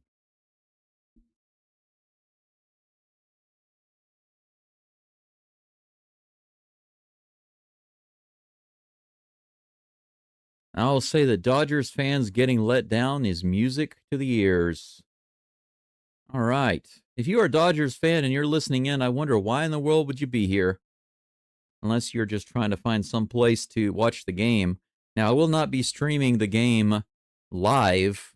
I do show very, very short clips, like very short highlights. But that's absolutely it. Absolutely it.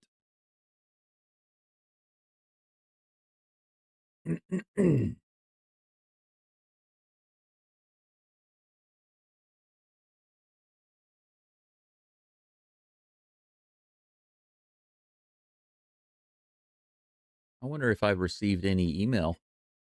Let me check. I got a notification.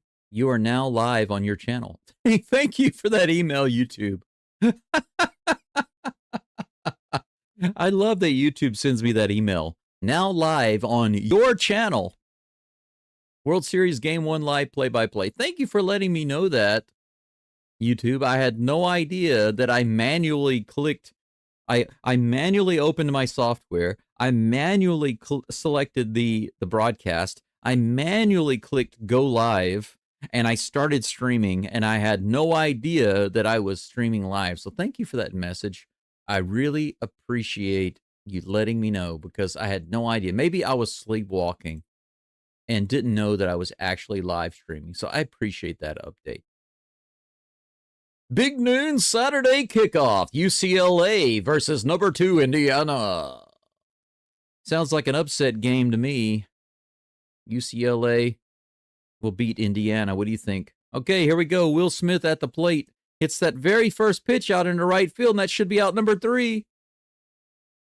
Boom, baby. Easy peasy Japanesey. Yosh, yatta. Look at that. New pitcher comes in. Very first pitch. Fly ball to right field, out number 3. Doesn't get any easier than that. That's the end of the top of the 5th for the Dodgers, so they get one hit, and then it's shut down. Flew Hardy gives up 1 hit, gets 2 outs. Hernandez comes in, gets a fly ball out on the very first pitch for out number 3. 5 hits for the Dodgers, the draft Dodgers. 6 hits for the Blue Jays. Now is the opportunity for the Blue Jays to answer. And so they're the home team. Bottom of the 5th coming up. If they can get just 1 run here, then they will pull ahead of the Dodgers at the halfway point. We are exactly halfway through this game. World Series game number 1. Got a little bit of a commercial going on right now in the middle of the 5th. Let's do a little update right now on the amount of runners that have been left on base, stranded on base. The Blue Jays are at 6.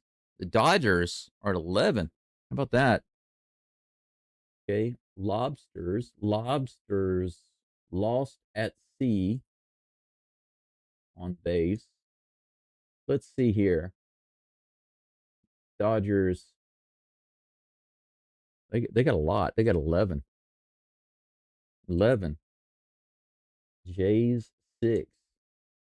So the efficiency is much, much better. Now, here's the thing. The Dodgers have actually had more opportunities to bring runners in, because when you have a lot of runners on base and you don't bring them in, you create more left on base. Now, just for those of you who are listening for the first time and you don't know this, and I'm sorry if you've heard me say this before, just bear with me. I'll say it for anyone who's listening right now that doesn't understand. But left on base at the end of an inning, like stranded runners, okay? Stranded runners at the end of the inning. So whenever out number 3 is gotten, okay? If you have 1, 2, or 3 runners on, those are stranded runners left on base at the end of the inning. But there's another type of left on base, and that is basically when you have runners on and a batter comes up and fails to move them over. So he doesn't get a walk, he doesn't get a hit, he doesn't get hit by pitch, he doesn't get a single, double, triple, or a home run. He doesn't do anything positive to either get on base or move the runners over. If he doesn't do any of those things, like if he strikes out or if he grounds out or he flies out and none of the runners can move over, if there's not even a sacrifice fly to move runners over, then that's a different type of left on base. It's an opportunity lost. I call those lobsters lost. George Springer at the plate with a 1-0 count. He hits it out in the left field, and that'll be a single. Springer singler. Springler singler. A springle. Is that a springle? A springle. A springle, a sprubble, and a spripple, and a Springer dinger. That would be the 7th hit. Blake Snell facing Davis Schneider, lefty on righty, dangerous situation with a runner on, no outs. A little below the zone on that curve, ball 1 bounces out of the glove of the catcher while he's trying to frame it up. 0 for 2 today with a pop out and a strikeout, but you never know. The Blue Jays have started hitting Snell pretty hard since last inning, so Schneider might come up with a big hit here. Here's the toss. Oof.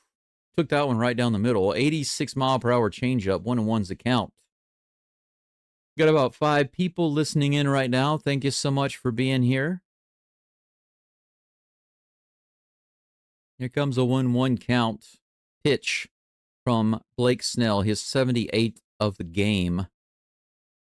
Schneider takes that one in the dirt. 2 balls and 1 strike.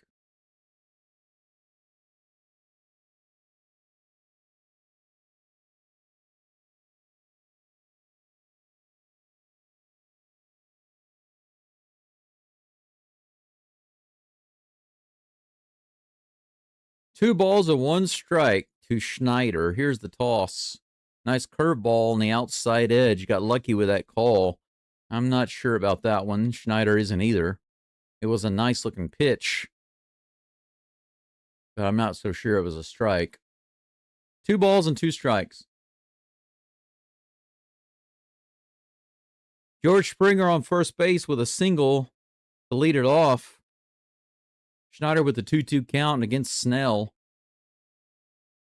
Here comes the toss. No, he throws over to first base lightly to reset the pitch clock. Not a serious throw over. The crowd boos. Snell will be up to 80 pitches with this next delivery. He's given up 7 hits. Couple of walks this game. 2 runs.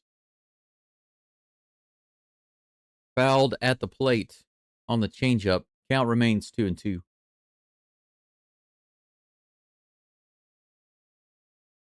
I feel kind of sad that I had to come over to this channel to do my live stream since I can't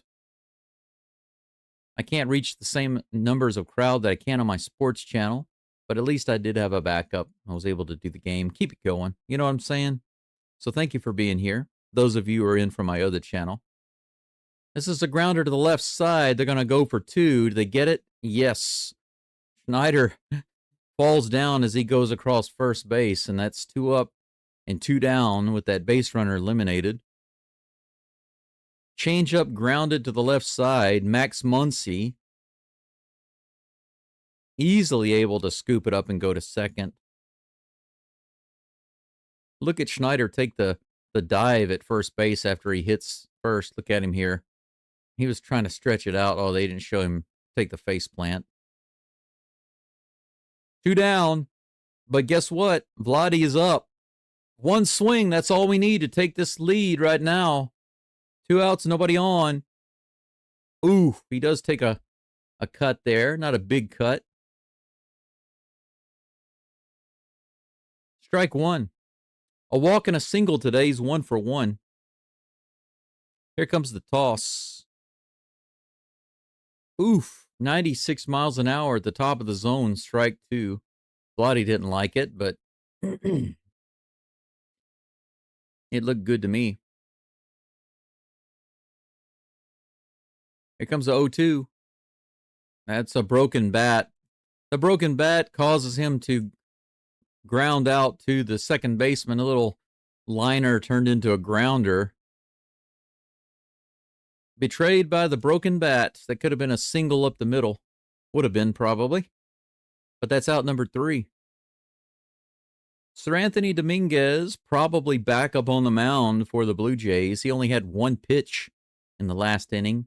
That's all he needed to get the fly ball out to end it. We are done with 5 innings of baseball. 7 hits for the Blue Jays, 5 for the Dodgers. It's 2-2 in Game 1 of the World Series. Thank you all for being here. We're up to about 10, and we finally got to double digits. That's nice. Currently a commercial going on at the moment. Top of the 6th coming up with Teoscar Hernandez, Max Muncy, and Enrique Hernandez due up for the draft Dodgers.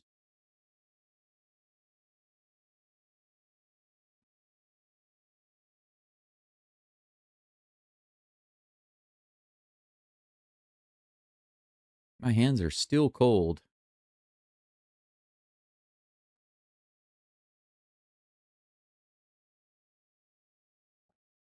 I don't want to make another cup of coffee, but some hot water is probably just fine for me. Do I have any milk left? Yes, I do. Yeah, I can do hot milk water. I just need something really hot in my cup so I can warm up my hands. That's the main thing. That's my last little bit of hot water, I think. If I need any more before the end of the game, I'll have to boil some more water. Boil it up, boy. This water is not nearly as hot as it should be. Maybe I waited too long from the time it boiled earlier to the time I put it in my thermos. That was probably the reason why. These commercials are getting longer and longer. Hey, Charles, good to see you. Thanks for coming in. Charles says, thanks for covering Game 1 of the World Series. Go Blue Jays. I agree. Go Blue Jays. Any team that plays the Dodgers is a team of mine. But I'm also glad to see that Springer got in there.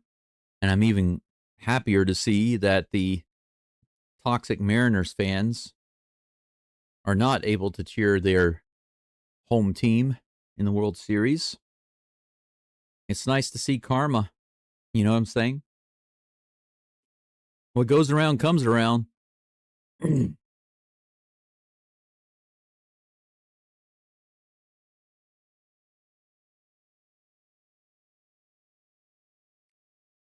Fox Sports actually believes that the Dodgers have the starting rotation, the pitching edge, but the offense and the defense and the bullpen go to the Blue Jays.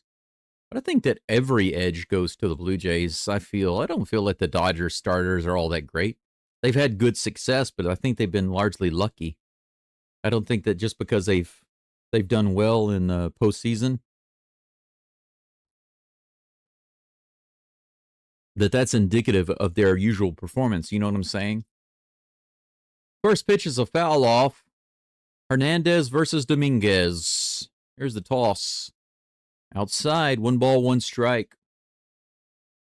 Charles, if you can't hear me, I will type in the chat.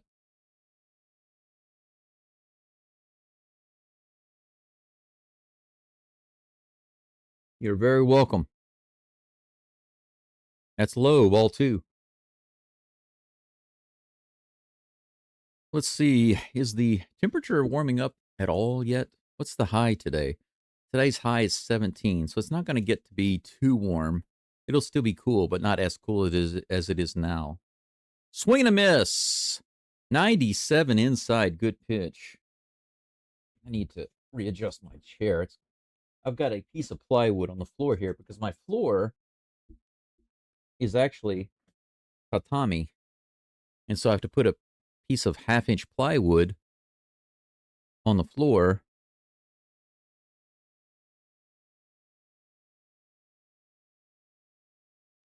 in order to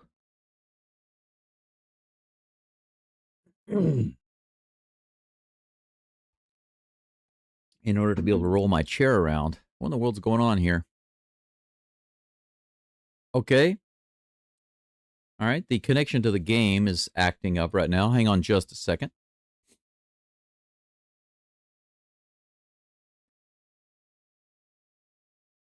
All right, looks like we have another out. It seems so, but let me take a look. Let me click the live button. No, we don't. What in the world is going on? No, something strange is going on.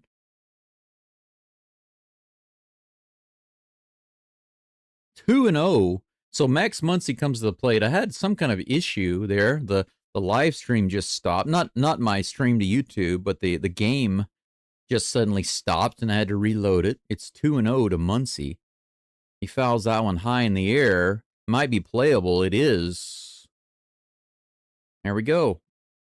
Clement puts it away in foul territory just by third base for out number 2.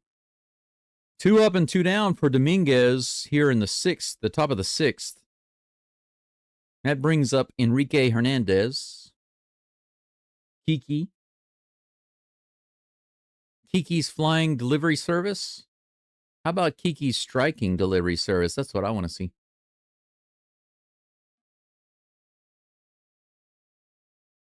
Here's the toss. Swinging a foul tip miss, 98 miles an hour. A lower outside corner. Strike 1. 1 for 2 with a single in the second inning that drove in one of the Dodgers' 2 runs. Here comes the 0-1 pitch, low and outside. Another similar pitch, but too far outside. 1-1.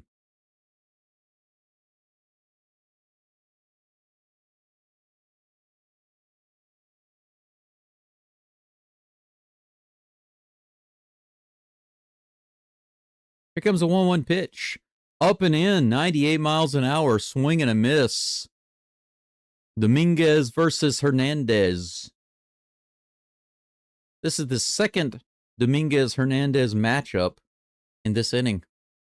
Teoscar and now Kiki.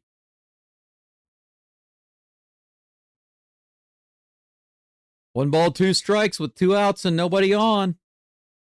Get that third strike. Here's the toss. Swing and a miss. He's got it. Sweeper, 86 miles an hour, inside out, baby.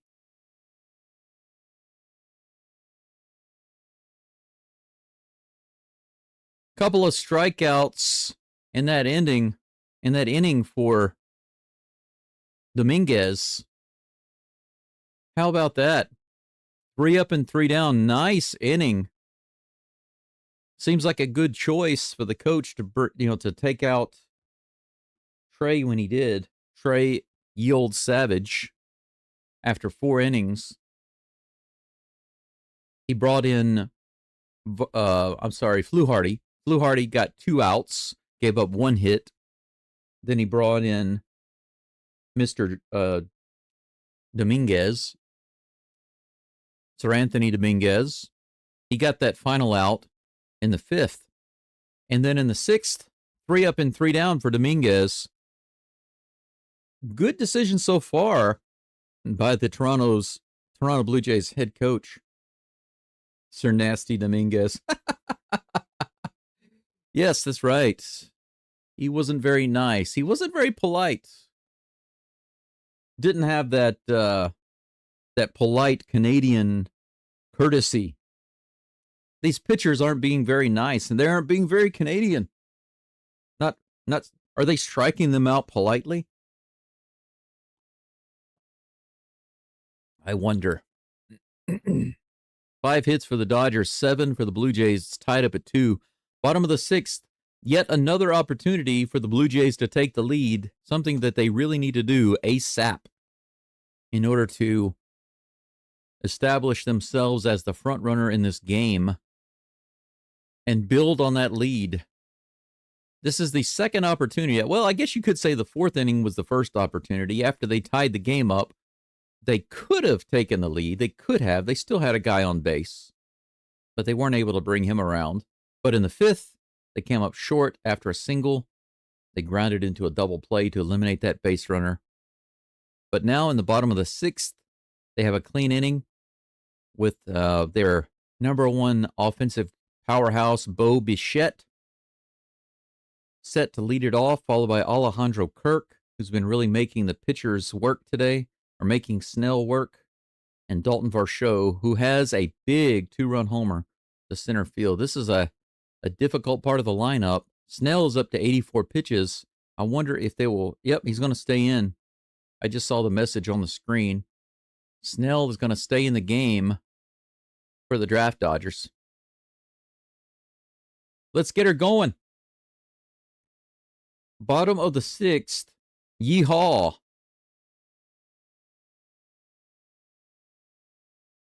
Here's the pitch. Bichette takes the first pitch low for ball 1. You know, I kind of have mixed emotions about leaving my house out here in Hiroshima to go to the city. Another low pitch, check swing, he doesn't go, ball 2. For those of you who don't know, it's the 25th. It's October 25th here in Japan. Technically 1 day ahead of the U.S., I guess you could say, in a way of speaking. Another low pitch, 3-0. He's not pitching good tosses to Bichette, and Snell changes the ball right there. 3-0. Is he going to give him a pitch to launch on? That'd be awesome. Just give him a pitching, like hit batting practice down the middle. Ooh, right on the outside edge. Dodgers are on the phone now to the bullpen. Looks like they're going to have a guy coming in, warming up in the bullpen, and they do. Here's a pitch, 3-1. Woof, he takes a rip at that one. Full count. Come on, batting practice. Give him some batting practice. Throw him a flat pitch right down the middle, Snell. Here comes the 3-2. High and outside, ball 4. He walked him. Leadoff walk. Bichette gets on. 1 single and 1 walk today.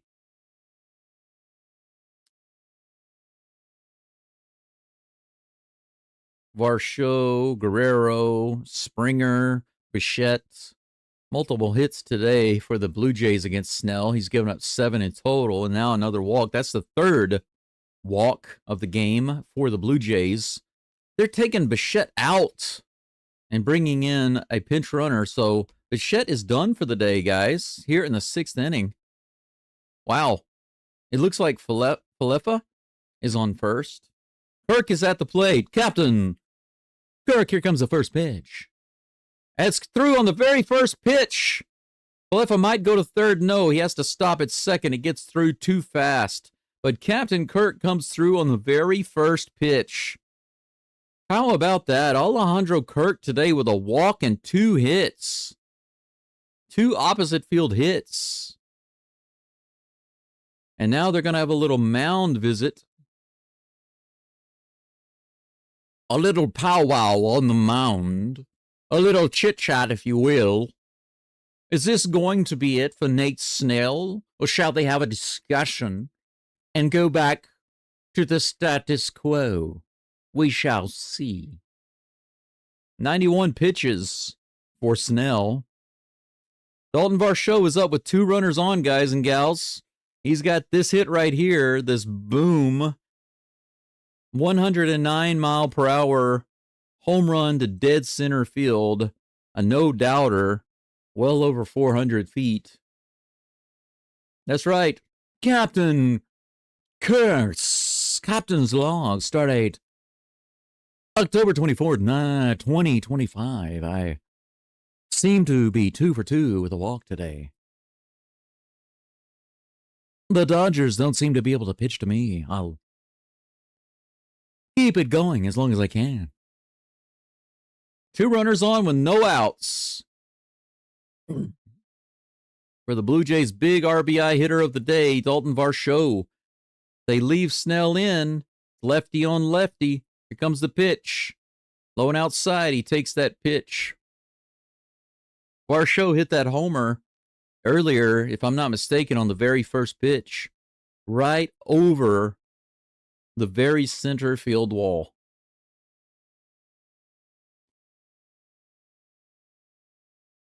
Here comes the 1-0 pitch. Oof, up and in, ball 2. 2-0. Ernie Clement is on deck. You can be assured that if Varsho gets on base here, whether it's a walk or a hit, that's going to be it for Snell. Here's the 2-0 pitch. 80-mile-per-hour curveball fouled off. 2 balls and 1 strike. Varsho. Ernie Clemente on deck. Here's the 2-1 pitch to Varsho. Ooh, another slider. I thought for a second it was a flat curveball, but that was a slider. Swing and a miss. I'm surprised he didn't get the bat on that one. It didn't drop that much. Must have moved inside out on him. Here's the 2-2. Fouls it off. Count remains 2-2.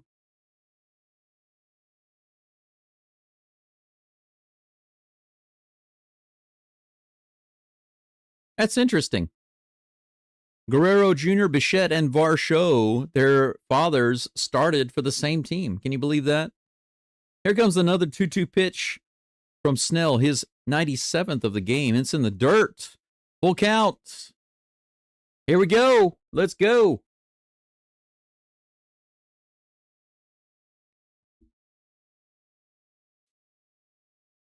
The broadcasters are now saying the same thing at Varsho, and they marked out the hay. Varsho hay. Here's the 3-2. Fouls it off again. Yeah, the broadcasters are now saying what I said a couple of minutes ago, that no matter what happens here, if Varsho gets a walk or a hit, pretty much going to be it for Snell. Full count. No outs. 2 on. Pitch number 99. Here it comes. That's hit hard. It could be gone. It's foul. Oh my gosh. It was crushed and gone, but foul by about 20 feet. Varsho crushed that ball to right field. Look at this. Just came around too early. Look at that. 100. Pitch number 100 on a 3-2 count. Here it comes. Oh, he hit him.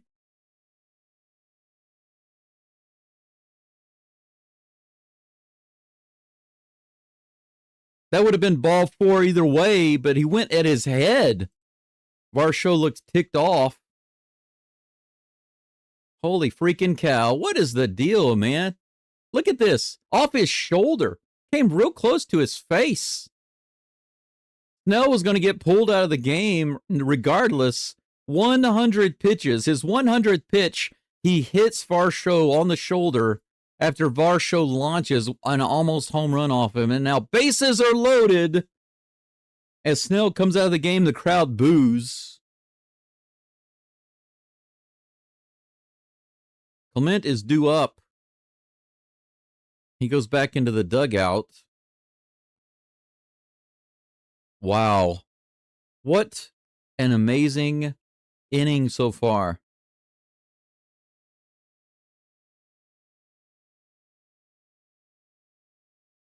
So the Blue Jays are now up to 8 hits. This inning started off with Bo Bichette getting a walk. Falefa came in as a pinch runner for Bichette on first base. Kirk comes up to bat, very first hit, opposite field single. Runners on first and second. Varsho has a really long at bat. On a 3-2 pitch, he launched one. He rips it to right field, more than far enough for a home run, about 20 feet foul. On the very next 3-2 pitch, it's Snell's 100th pitch of the game. He hits Varsho on the shoulder, dangerously close to hitting him in the face. Bases are now loaded with no outs. Ernie Clement is due up at the plate with no outs. Bases juiced. Yeah, Jay says Dodgers' middle bullpen is kind of sus.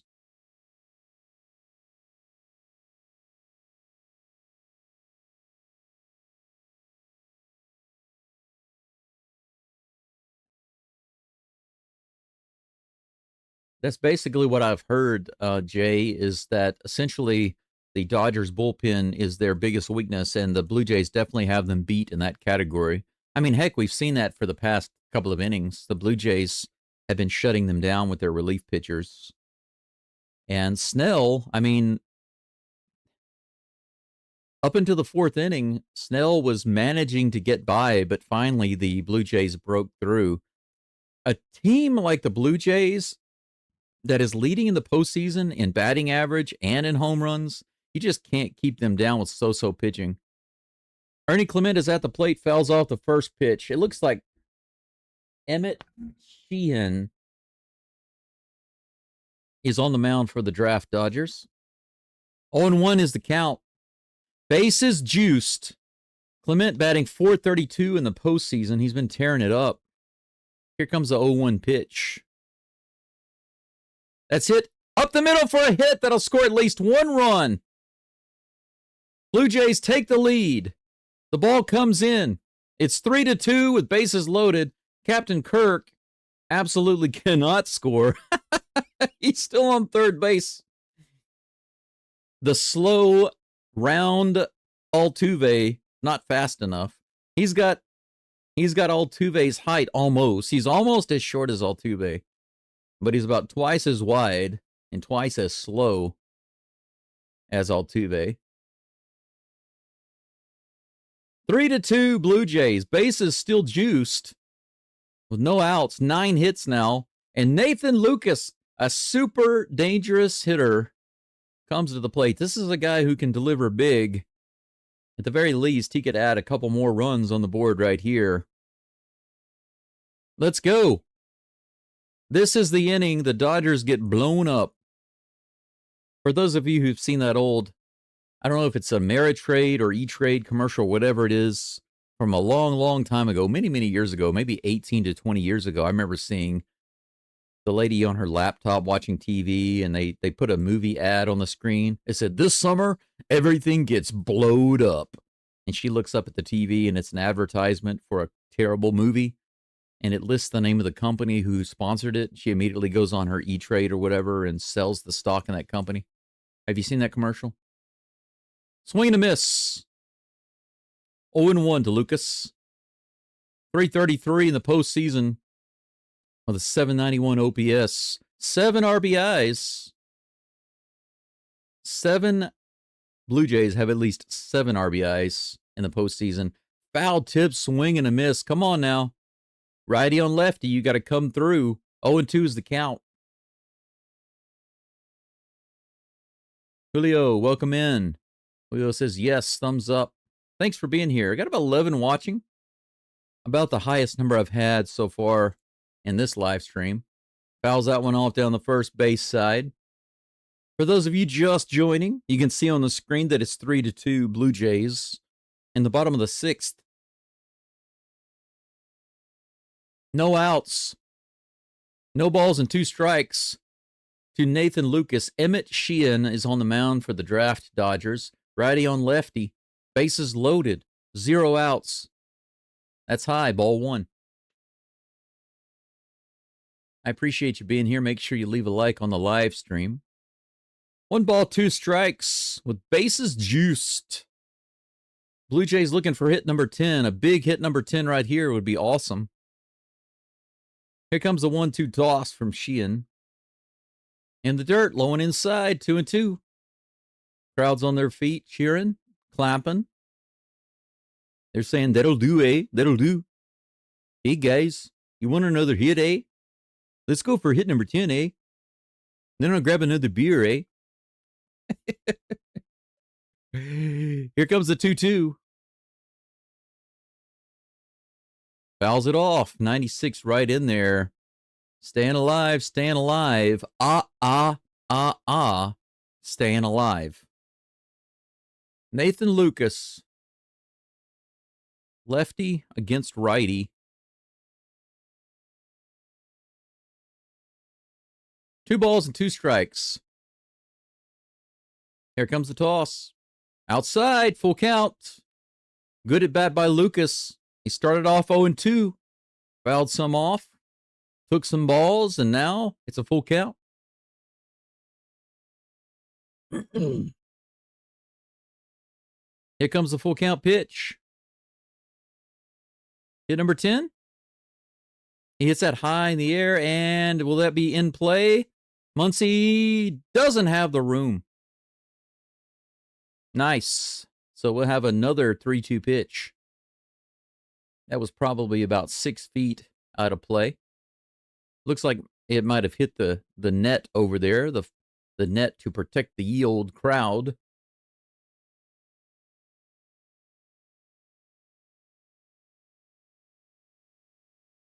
That's interesting.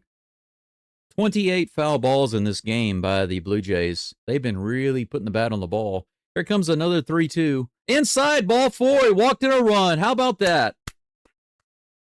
Kirk doesn't have to run home. He can jog home. He can walk if he wants. And that is going to be run number 4. 4-2. 4-2 Blue Jays. That's right. Doubled the lead. 2-run lead over the Dodgers. Didn't even have to get a hit. What a great at-bat by Nathan Lucas. Started off 0-2. Fouled a couple of pitches off. Took 3 balls and then a 4th one to get the walk. Andre Jimenez at the plate. Once again, they can just keep it going. Just keep it going. No outs, bases juiced. They've already put 2 runs on the board this inning. Why not some more? Jimenez has had 2 unfortunate strikeouts today, but I believe that he can do it here. Righty against lefty. Here's the toss. Fouls it off. 0-2. This is how Nathan Lucas started off. 0-2. But this is the dangerous matchup for Sheehan against a lefty. Come on, Jimenez. You can do it. Here comes the 0-2 pitch. Takes that high for ball 1. 1 and 2.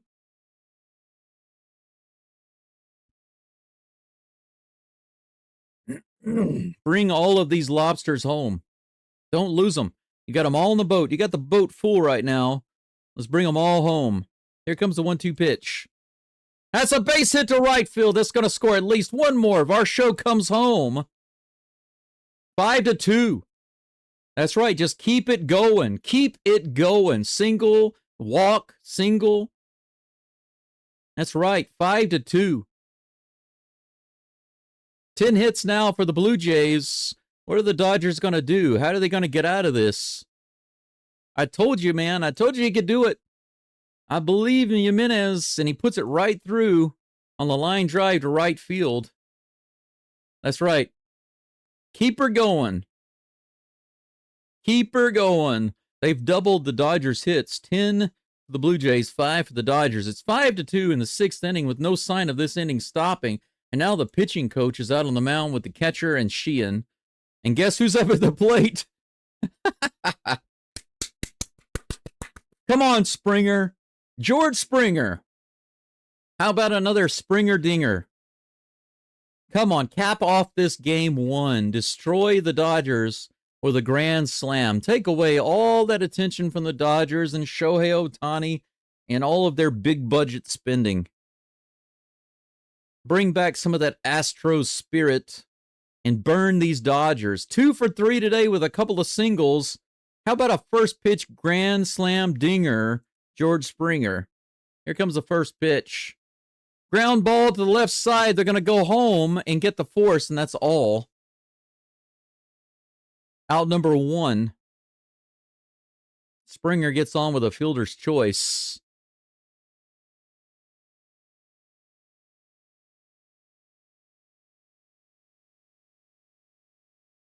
Betts did bobble the ball a little bit there.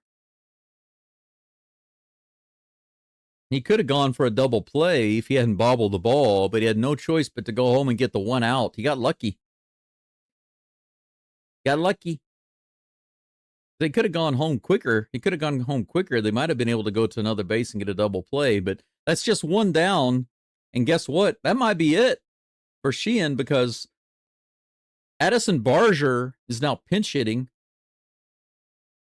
for Schneider. They bring in the pinch hitter, the left-handed pinch hitter. But Sheehan is not going to pitch to him. The Dodgers like, no thanks, not another lefty. We're going to take a little break. It's 5-2. The Blue Jays have scored 3. They've still got bases loaded with 1 out. Sheehan is coming out of the game. He came in the game to try to put out the fire that was lit by Snell, but unfortunately, all Sheehan did was pour some gasoline. Well, maybe not gasoline. I would say it was more like kerosene. Sheehan poured some kerosene on it, so it slowly ignited, and then it started to burn strong and steady. The next pitcher coming in just a moment. We'll see who it is. I think it's listed on the screen already. Yeah, it's already on the screen. That's right, Jay. You're absolutely right. You got to put the dagger when you get the chance. 100%, my friend. 100%.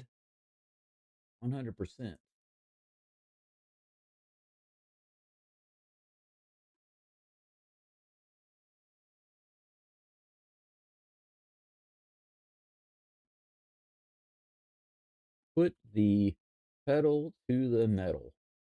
That's right. Put the pedal to the metal, my friend.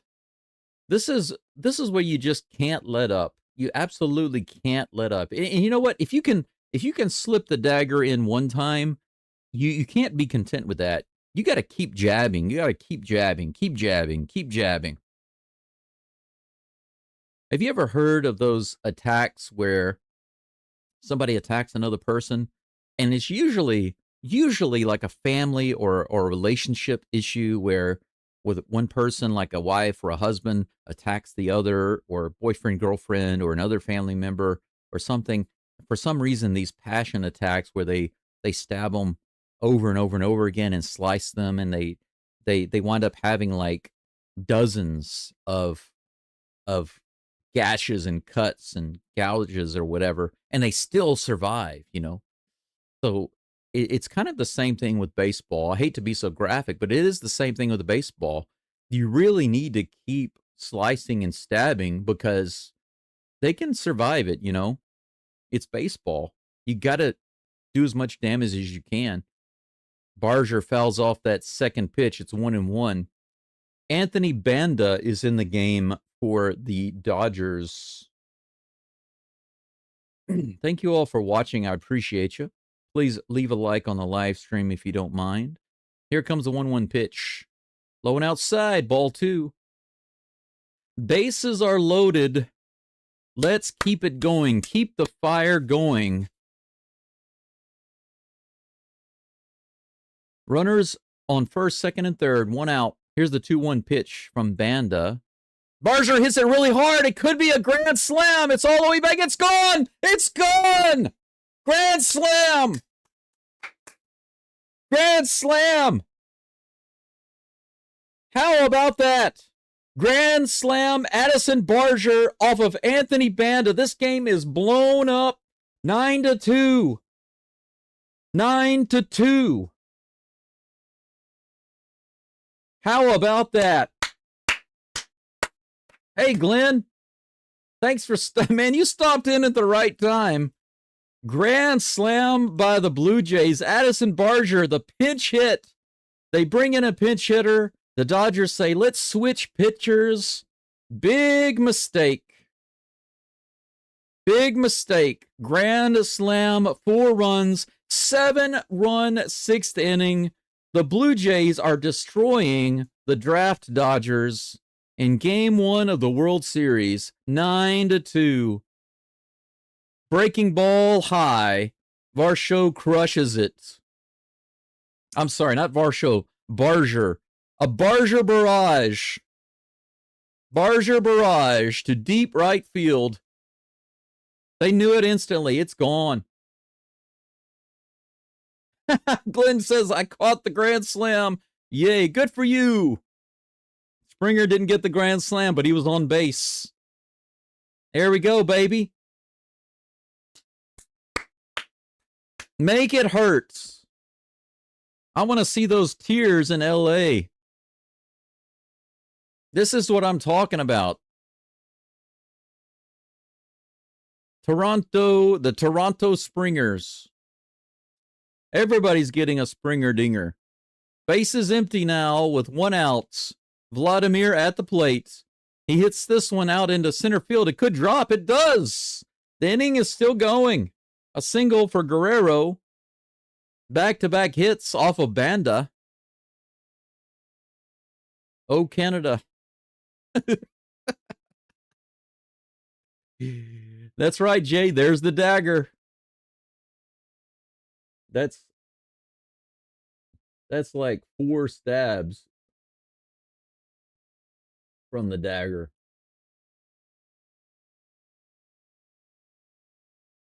That's like 4 stabs. Swing and a miss. Isaiah Kiner Falefa at the plate, which is kind of crazy if you think about it. He was brought in to pinch run earlier. Now he's at the plate. Here's the next pitch. Low and inside. Ball 1, the count's even. Jay says, I ordered a cheesecake half an hour ago. Still not here.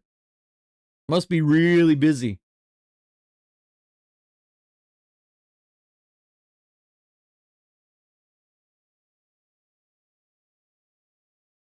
Uh-oh, this is hit hard to left field. No, it's going to be a fly out.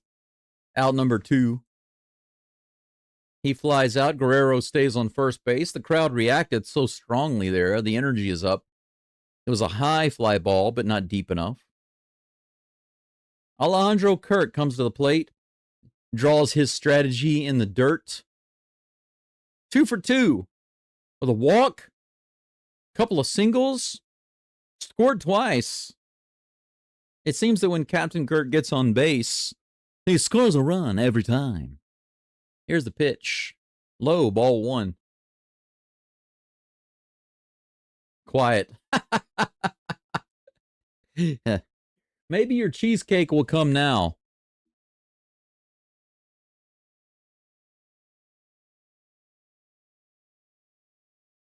Uh-oh, this is hit hard to left center field. All the way back. It's gone! Captain Kirk with a home run! Captain Alejandro Kirk with a 2-run home run to left center field. They are putting the salt and the lemon juice in the wound right now, my friend. It's 11-2. 7 runs? No, let's make that 9. 9 runs scored here in the 6th inning. The Astros beat the Dodgers earlier this year, 18-2. Are the Blue Jays about to do that in Game 1 of the World Series? Are they going to set a new record? Worst loss in World Series history for the Dodgers. That's what I want to see. How about that?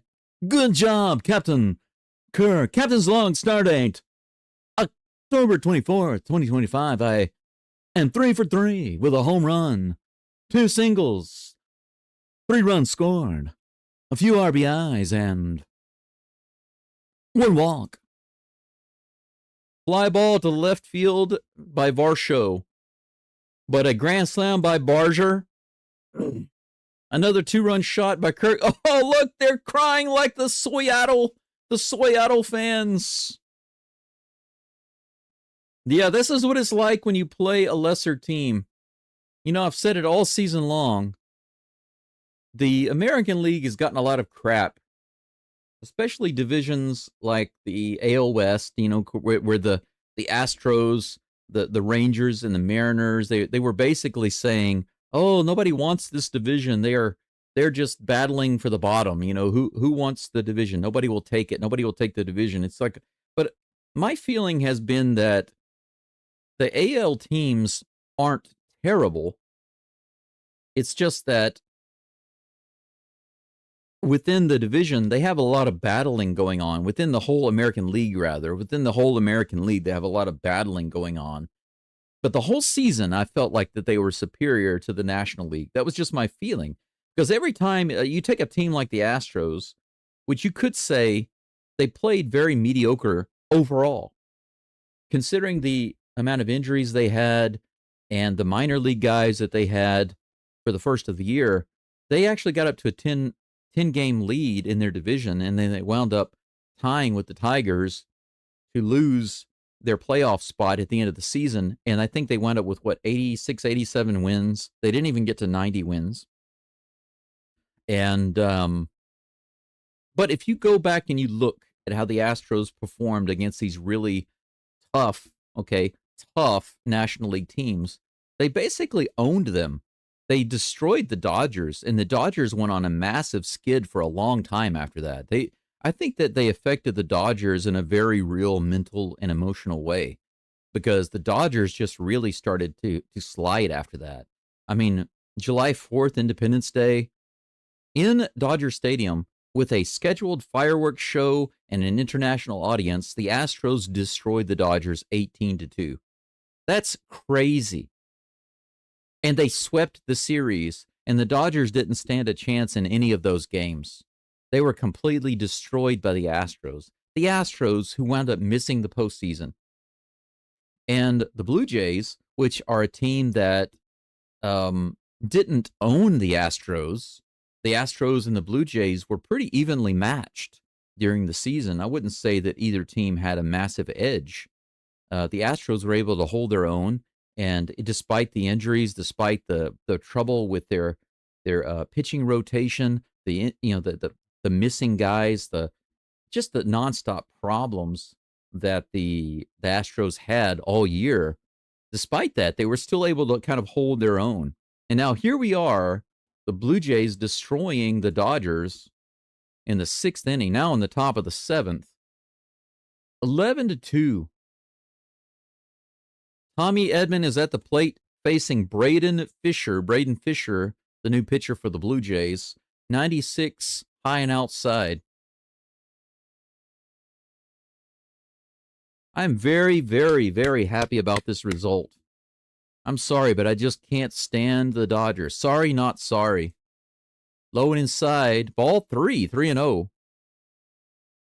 Kiner Falefa is in at second base, Barger in right field, and Nathan Lucas in left. So a few changes. There's Falefa.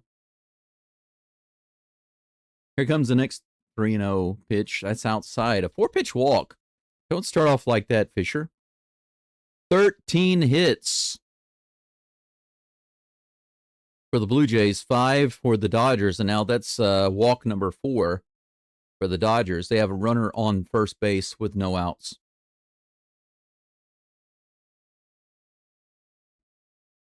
Oh, Canada. Andy Pages comes to the plate, 0 for 2 today with a strikeout and a flyout. He's facing Braden Fisher with a runner on first. Here's the toss. Right in there, strike one, the first.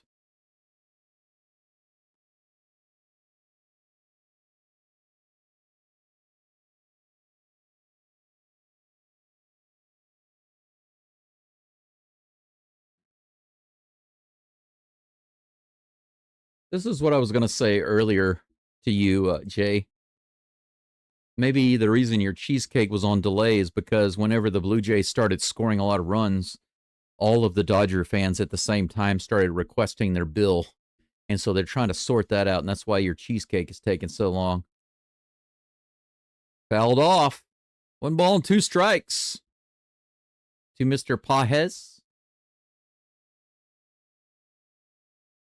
Got about 9 people watching along right now. This game is now in cruise control for the Blue Jays. They got themselves a 9-run lead.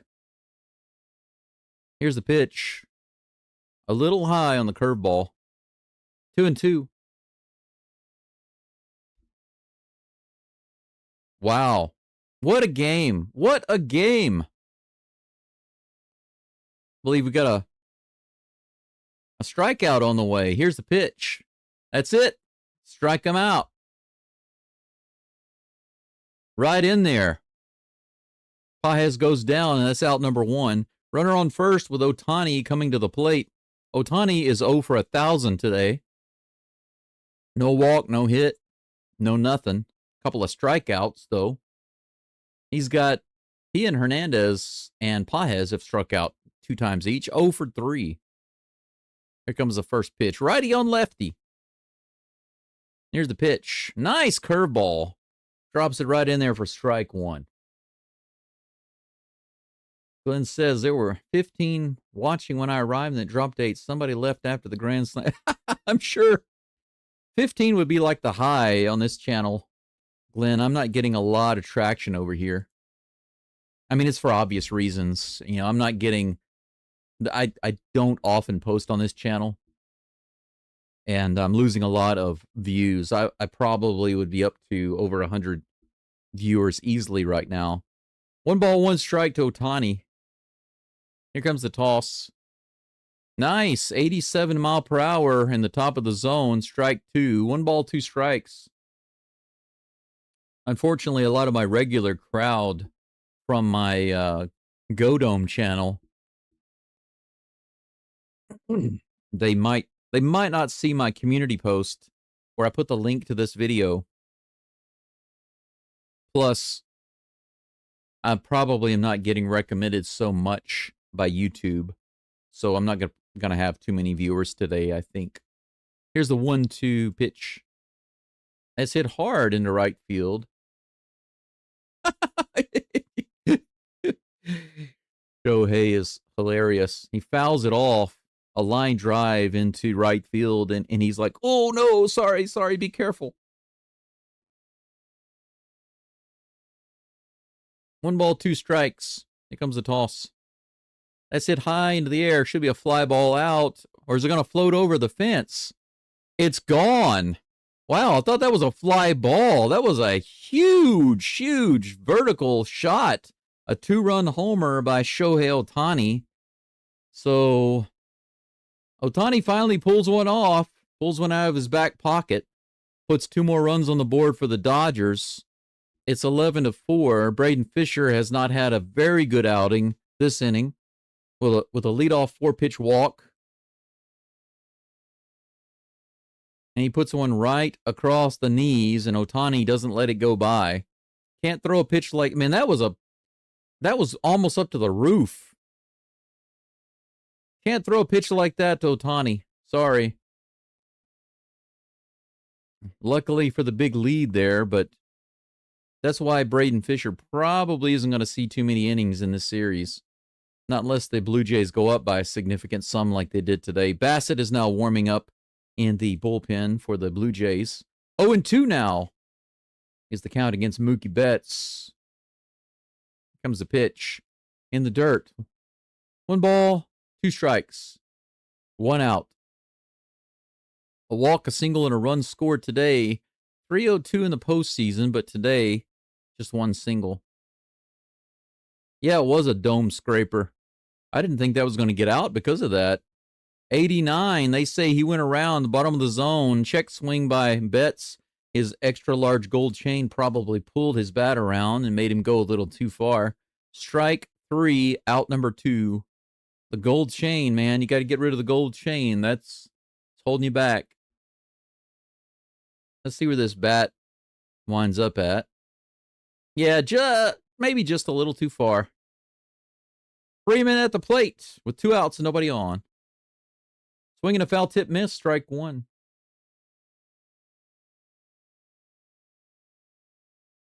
Do leave a like on the live stream if you don't mind. If you feel so inclined, you can send me a donation via PayPal, buy me a coffee, or even Patreon. Whichever you prefer. If you don't prefer, at least leave me a like on the live stream. Or you can go back to my other channel, the Go Dome, and subscribe there for the future games. Fouled off. The count remains 0-2. 97-mile-per-hour fastball. Actually, I should probably put my view channel. Let me put my channel link in the live chat. Ball inside. 1-2 is the count.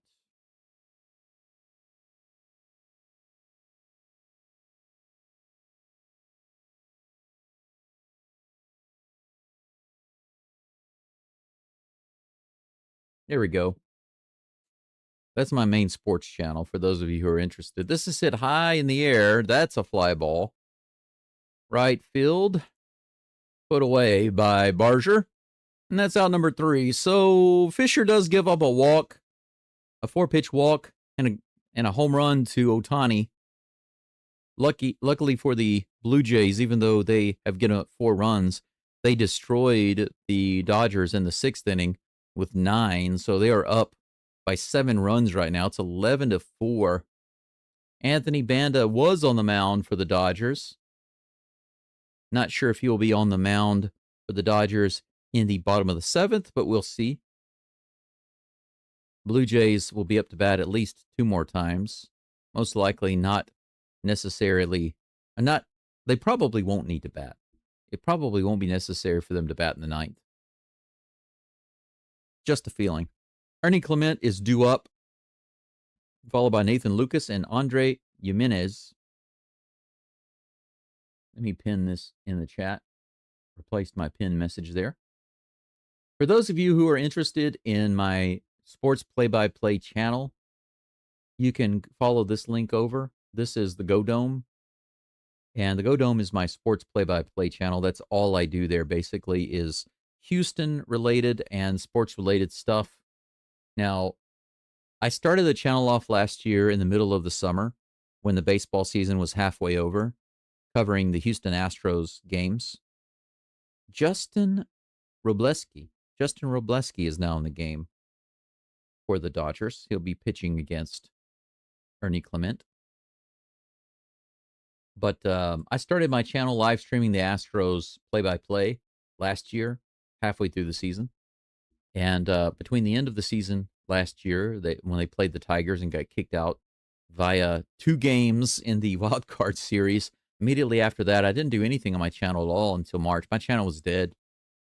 And then I was able to start doing the Astros live play-by-play again this year in 2025, and I would say that I did about 98% of all the Astros games, a big accomplishment for me. And then I realized that in order to keep my channel going, I needed to keep either creating a lot of content or I needed to expand a little bit. And I decided to do a little bit of both. Primarily, I decided to expand and cover other Houston sports, which is what a lot of channels do. A lot of the podcasting channels, the journalist channels, and stuff like that, they cover all of Houston sports or all the main, I guess you could say that the big three sports, like the baseball team, the football team, and the basketball team. They don't really cover the soccer team and the other stuff so much.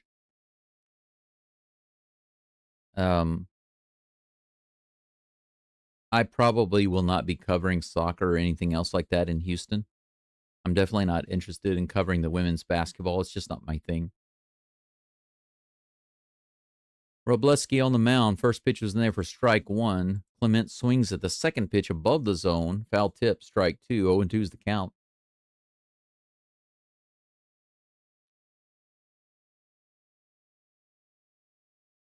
But that's what I'll be doing for the next couple of months after the World Series. It's just going to be Rockets and Texans until the Astros start again. That's my plan. So I appreciate you being here.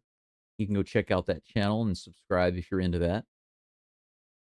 Lynn says it was 5-2 as I got here, and now it's 11-4. I've done what I can for the calls today. I hit out to center field pretty deep, but it's going to be playable for out number one.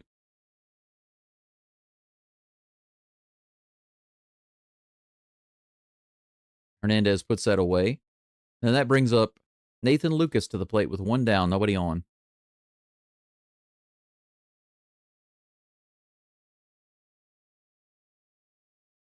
Hey, what's going on? What's up, Jay? Thanks for coming in. First pitch is fouled off by Lucas. 0-1 is the count. Appreciate you stopping in. I apologize for having to use this format, but at the very least, there was a backup, so I'm appreciative for that. There's a hit to the left side. Should be a throw out to first base, and it is. That'll be a ground out for Lucas. 2 up and 2 down. Muncy makes the play, and now Andre Jimenez will be up next to face Justin Robleski.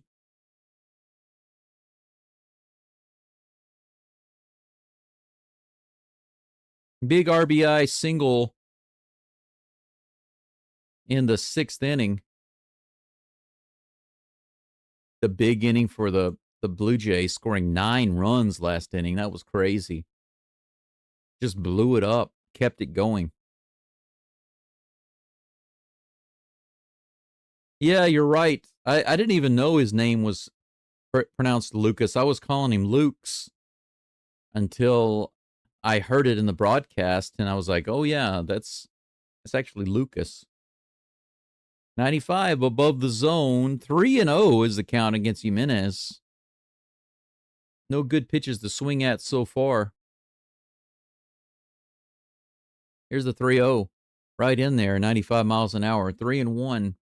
Nobody on. 2 outs. Almost said 3. 2 outs. 3 balls and 1 strike to Jimenez. Here's the toss. Inside, he fouls that one off. Full count. 1963 World Series Game 1, Dodgers-Yankees.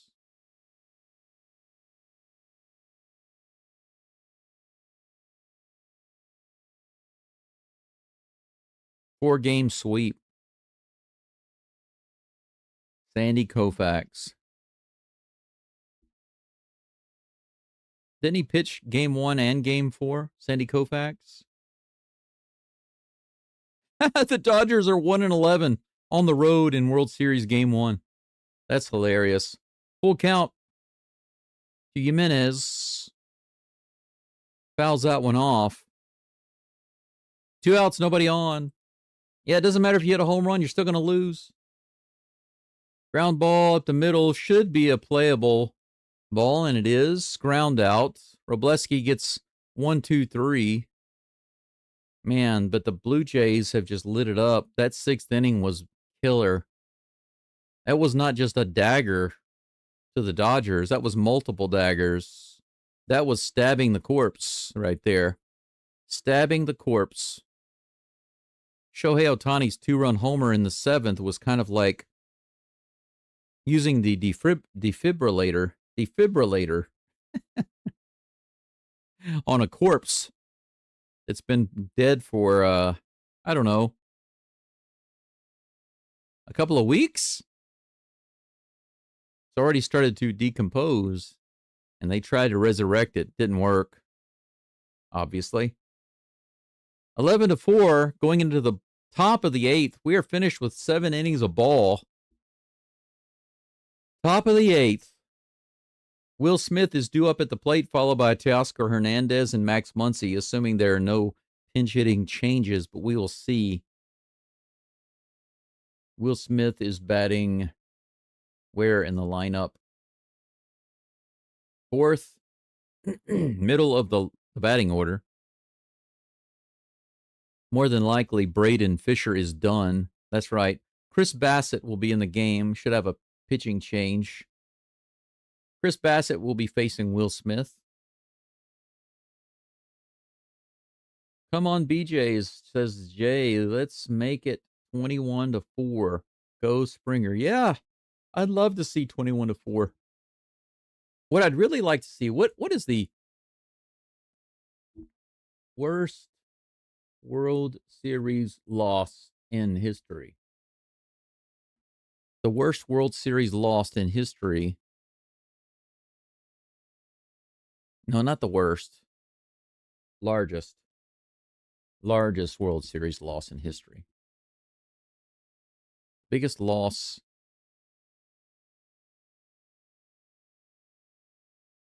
The biggest postseason and World Series blowouts in history.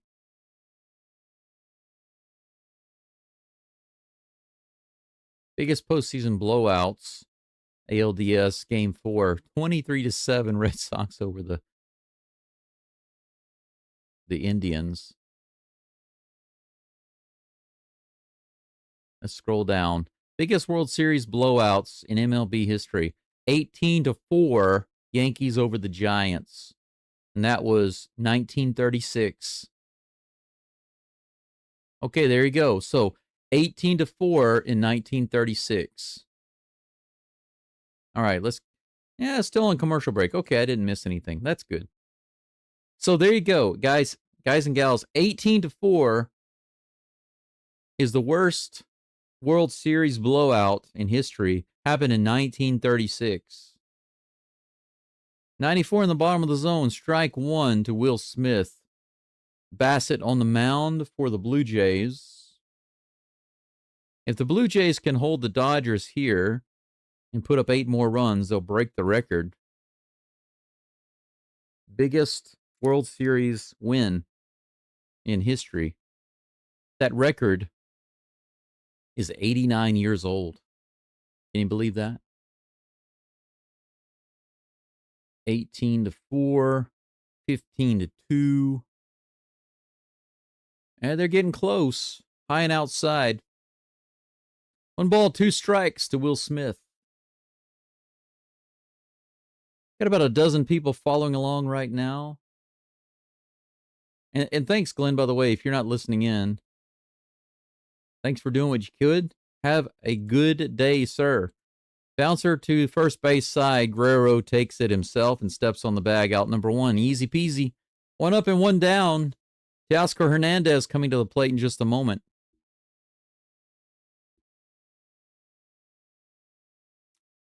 I think these Apple commercials for Siri are so stupid. They've had these same exact commercials for years now. They say, "Hey, Siri," and then they ask a question, and then it doesn't give any answer. Maybe people will say, "Well, that's because the people who have iPhones will hear it when they're watching TV, and it will automatically answer." Well, that's just retarded. It should go ahead and play the answer on the screen.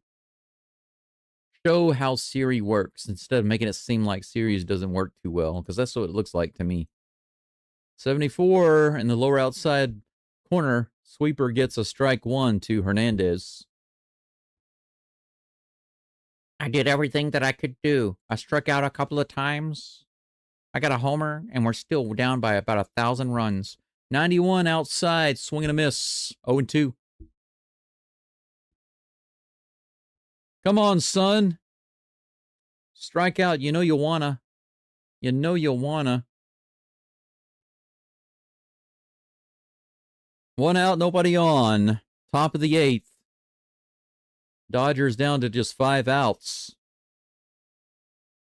Above the zone. Ball 1. 7-run lead for the Blue Jays at home in Toronto, destroying the draft Dodgers, showing just how weak they really are. Curveball. That was a big curveball, and he fouled it off. He got lucky there. How did he get the bat on that one? That was a nice curveball. Big movement. Just like when the Giant had to go to the bathroom, that was a big movement. Ridiculous nonsense.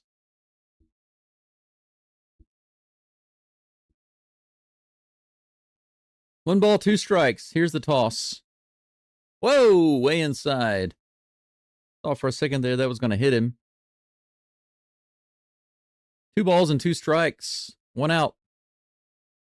Teoscar Hernandez at the plate. Captain Kirk behind the plate. Bassett on the mound. Here comes the 2-2. Low and outside. Holds his bat. Full count.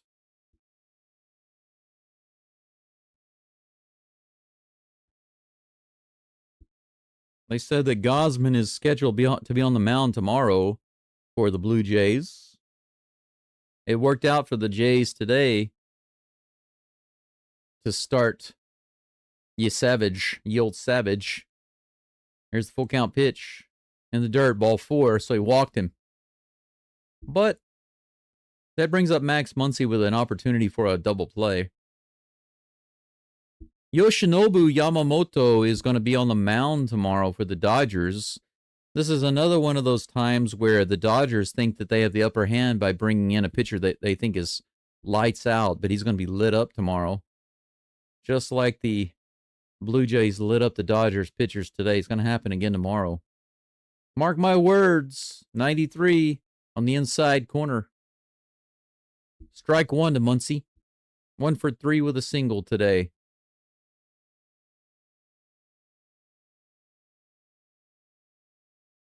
Runner on first with 1 out. Here comes the 0-1 pitch. Way high and outside. 1-1. Let's take a look at the stats here for the channel right quick. Got about 13 likes on the live stream. That's not bad considering how the viewer counts have been really low today. Understandable. Here's the 1-1. Bottom of the zone on the sinker. Strike 2. Muncy with the strikey.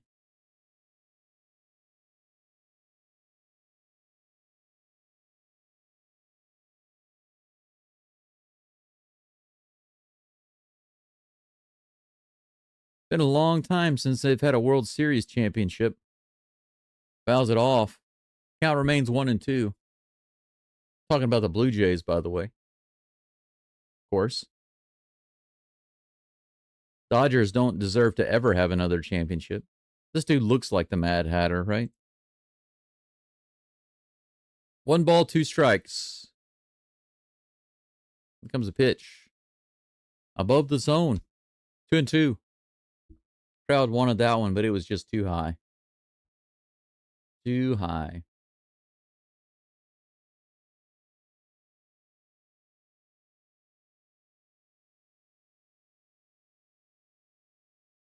Two balls, 2 strikes. Runner on first, 1 out. Here's the toss from Bassett. Swing and a miss. He gets a strikeout. Nice.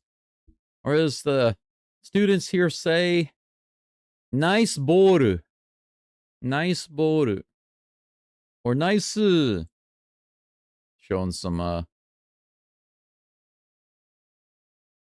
highlights there. Blue Jays highlights. Way back when. 1992, 1993 World Series champions. Nothing since then except for AL championships. Division championship.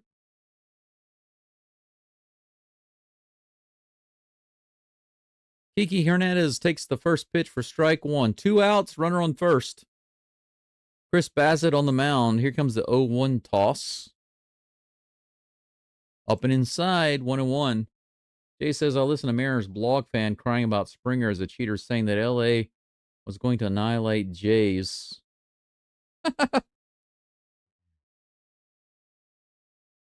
If the draft Dodgers, let's say the drafters, were to beat the Jays easily, it would make the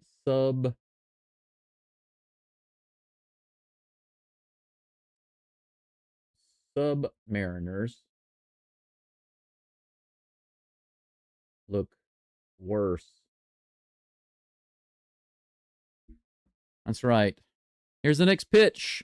Strike three on the 1-2 pitch, swing and a miss. Bassett gets the K.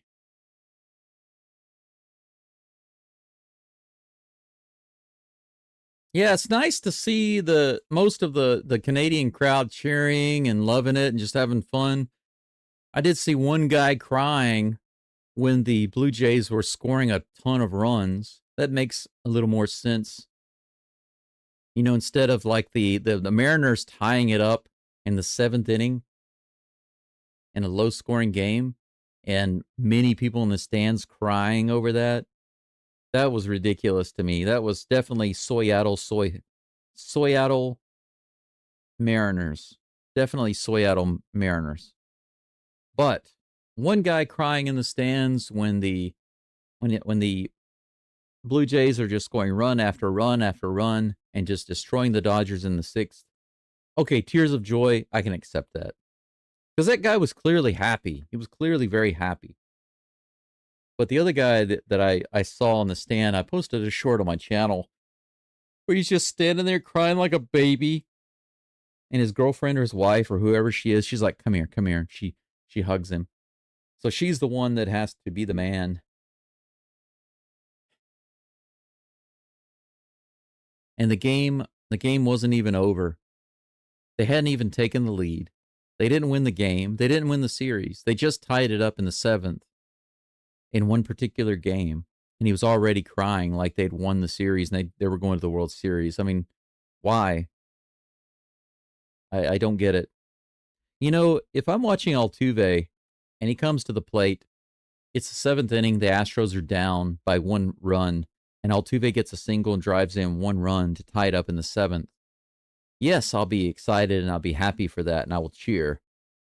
But not in a million years would I ever cry because of that. Even if the Astros had never been to the World Series, there's no way I would cry. Yeah, it did. And I know that it went viral, but you know, I couldn't help but clip that. I wanted to put the whole thing into a short, but the thing is, if my short turns out to be longer than about 59 seconds, then it will get completely claimed by YouTube and MLB, and I won't get any real benefit from it other than maybe some subscribers. But if I want to keep monetization rights, I have to keep my clips at 59 seconds or less. And I decided to post, just clips of it. But it's so ridiculous to me. It's absolutely ridiculous. You're a grown man and you're crying, not because your team won the game, not because your team took the lead in the 9th inning, not because your team is going into the World Series, not because your team won the game, or none of those things. Just because your team tied it up in the 7th inning of a game that wasn't even. It was ridiculous. You don't cry over a situation like that. I don't care if your team has never been to the World Series. You don't cry at that time. Will Klein, the new pitcher, facing George Springer. 1-1 is the count. Here comes the toss. Ooh, nice sweeper. Started in, went out. Swing and a miss. 1 and 2. Come on, Springer. 2 for 4 today. Couple of hits. Scored once. Whenever the grand slam was smacked out by Barger, the Barger barrage, the Barger blast. Fouls out, one off. 1 and 2. The count stays the same. Got about a dozen people listening in or watching. Thanks for being here. 14. Woohoo! Record. Uh-oh. 100 miles an hour, but Springer gets too far underneath it and it goes vertical. He flies out for out number 1. Man, he got around on that 100 mile per hour pitch. Is that Gaston? Gaston from Beauty and the Beast? No, that's 2 World Series titles as Blue Jays manager. That's who that is. That's not Gaston from, that's Tito Gaston. Not Gaston from Beauty and the Beast. Barger at the plate. 100 miles an hour on the inside. Strike 1.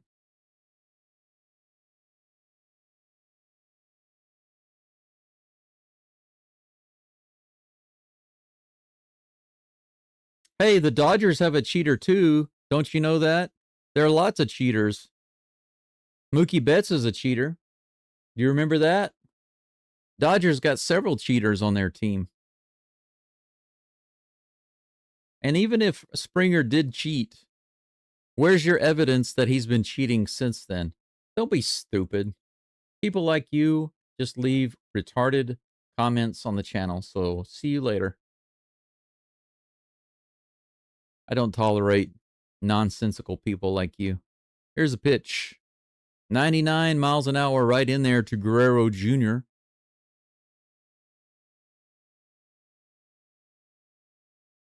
Barger on first base.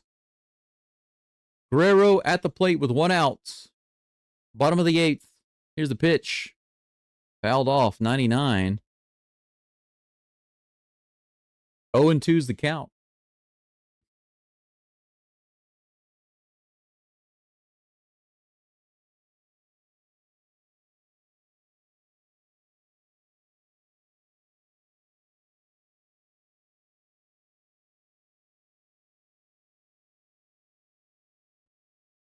Here comes the next pitch in the dirt. Every team has cheaters. Every team has cheated.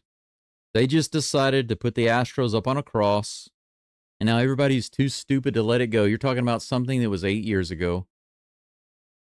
People still can't let it go because they're sore. They're butthurt. Get out of here with your butthurt nonsense. Guerrero hits that one pretty hard to right center, but that's going to be in the park. Out number 2, Barger goes back to first base. 2 away. Falefa comes to the plate. Falafel. Isaiah Kiner. Falafel. 2 down. Bottom of the 8th. Barger on first base. Will Klein on the mound. He's up to 11 pitches, 9 in the zone. Falefa with a fly out. 1 run scored. 0 for 1 today.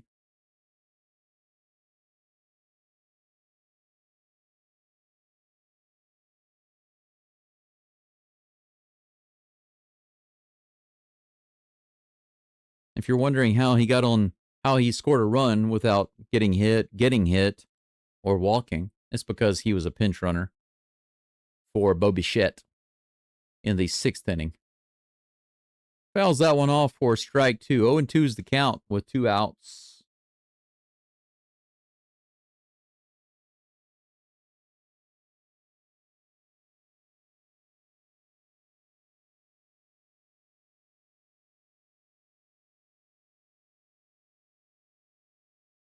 Here comes the 0-2 pitch. Falefa hits this one out into left field. Should be playable, and it is. Kiki Rodriguez puts it away. The easy, lazy fly ball to left field. That'll be out number 3, the Dodgers' last opportunity. The top of the 9th coming up here in the first game of the World Series. 4-11. The Blue Jays in Toronto, kicking the crap out of the Dodgers. 14 hits by the Blue Jays, 6 for the Dodgers, 11-4. The Bluebirds over the draft Dodgers. No errors for either team. Bassett is being replaced by Eric Lauer on the mound. He'll be facing Tommy Edman, Andy Pages, and then Shohei Ohtani, unless they have some pinch hitters coming in. Wouldn't it be hilarious if they brought in a pinch hitter for Ohtani just because they've given up on this game? That would be awesome. Seriously, though, I mean, would you do that? If Tommy Edman gets out and Pages gets out, or their pinch hitters or whoever they bring in get out, and it's 2 outs with nobody on and Ohtani up, would you let Ohtani bat, or would you just bring in a pinch hitter and say, screw it, this game is over, we're down by 7? What would you do? Because you definitely don't want any opportunities for Ohtani to be hurt. He's one of your main guys. We'll see what the coach does. It's an interesting question to ponder. The way the coaches behave these days sometimes is a little strange. But if they feel like this game is a lost cause, we have 2 outs, we're down by 7, they might just take Ohtani out with 2 outs and just not risk him being at the plate again. But we'll see. We will see.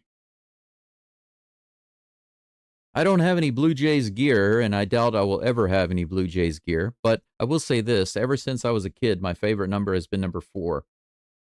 And George Springer is a number 4, so that's nice. It's just too bad that we aren't witnessing the Astros right now play the Dodgers with an 11-4 lead in Game 1 of the World Series. How nice would that be? We're almost wrapped up here. I want to thank all of my Go Dome channel subscribers for being here, coming over to support me. This channel doesn't get any advertising revenue, no super chats, no real benefit to being here other than just being able to do the game, but I don't make any money at all from doing this on this channel. Foul ball in the very first pitch. Kirk is back and is actually able to get it. 1 pitch. Tommy Edman goes down on a foul ball. Captain James C. Kirk puts it away for round number 1. Eric Lauer on the mound.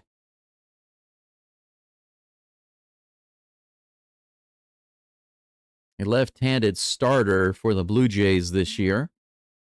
He's going to try finishing it off.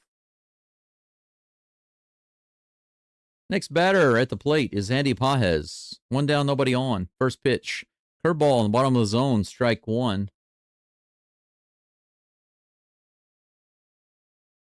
Come on, BJ, make LA Dodger fans cry and complain about something. Let's go. That's right. Up and inside, 1-1 is the count. It's all about Springer. Yes, it is. Yes, it is. There are a combination of reasons why I want the Blue Jays to win. One is because Springer is on the Jays. Another reason is because I can't stand the Dodgers. That's an inside pitch on the cutter. 2 balls and 1 strike.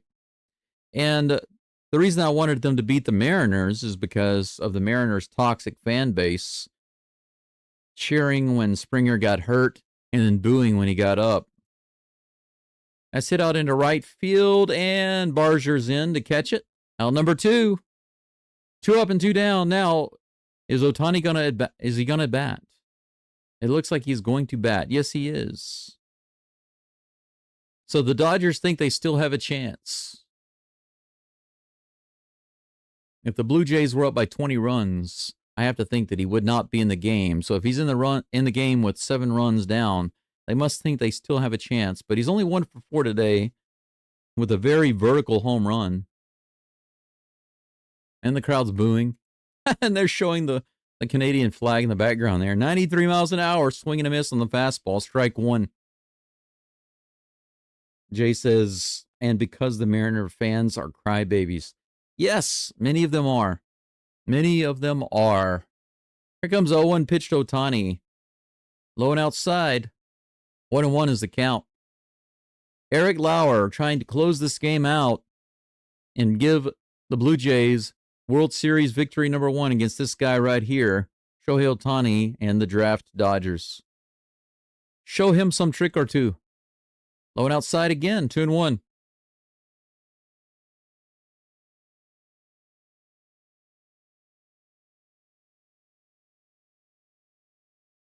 This crowd is really loud right now. Sounds good to me. In the dirt, 3-1. Come on now.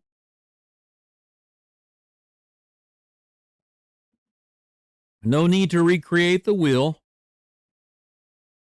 Give him something to swing and miss at. Here comes the pitch. High, ball 4. He walked him. 4-1. 5-pitch walk to Ohtani. That one was way high, nowhere near the zone. So Ohtani is on. I guess Lauer didn't really want to pitch to him.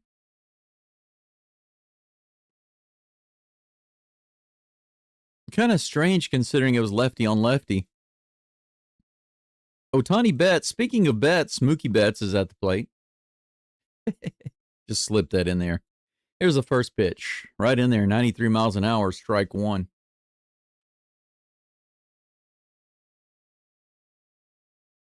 Yeah, I don't care who the fan base is. If anybody cheers when Springer gets hit on the knee, when any player gets hit on the knee, when any player gets hit on the knee, and then they boo, ooh, they almost threw Ohtani out. Guerrero thinks they might have gotten him. They're going to take a quick look to see if they want to challenge it. How awesome would that be? Ooh, that was close. I think they got him. I think they might have gotten Ohtani at first base to end the inning. Let's see. Woo, that's close. If they get Ohtani at first base, that's going to be a hilarious way to end the game. Hard to say right there.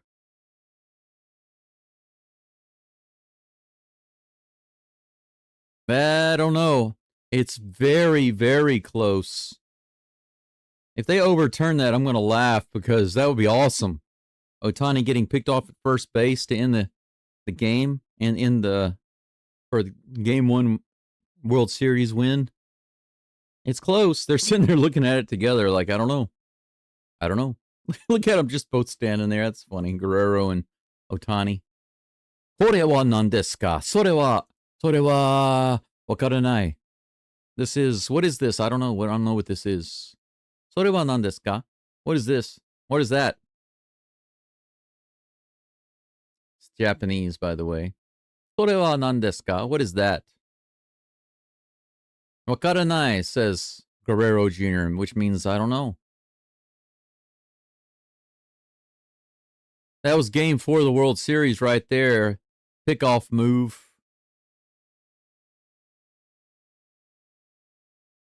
Okay, so they call him safe. It was close, but there wasn't enough to overturn it. They didn't have the right angle to overturn it, so Blue Jays lose their challenge, but whatever. First one of the game. 0-1 is the count to Mookie Betts with Ohtani on first and 2 outs here in the top of the 9th. Go Jays, go, says Miss PV Angel. We want it all. Absolutely. 4-game sweep. Here comes the 0-1 pitch to Betts. High and outside, 1-1. Come on, let's get her did. Let's get her did. Hey, I actually picked up a couple of new subscribers to this channel. That's great. Haven't had a new subscriber here in many, many months. That's it high in the air, fouled off, strike 2, 1-2 is the count. Mookie Betts, that's a cheater. Mookie Betts is a cheater. You don't hear the crowd booing when he comes to the plate. They should be. They boo when Ohtani comes to the plate. Now he's a better, but this better, Mookie better. He's also a cheater. High, 93 miles an hour. 2 balls and 2 strikes. Mookie Betts, maybe, but he has cheated, that's for sure. So he might be a better as well. 2 balls and 2 strikes, 2 outs. He rips that one foul down the third baseline and into the crowd. Count remains 2-2. That's right. 1 more strike. Let's wrap it up, please. Let's hurry up. Let's get out of here, boy. Let's go home and get some rest. Let's celebrate. Let's celebrate in the clubhouse and get ready to blow them out again tomorrow. Here comes the toss. Hits it high in the air and out of play. I was born in Louisiana, spent my early childhood in Houston, Texas, became a big Houston fan. Moved back to Louisiana for most of my young life. After a marriage and divorce, left Louisiana and America, moved to Hiroshima, and now here we are. I'm rooting for the Blue Jays in the World Series. Strikes him out. Mookie Betts swing and a miss, and that's the final, 11-4. The Blue Jays destroyed the Dodgers in Game 1 of the World Series. Ohtani on first base. How about that?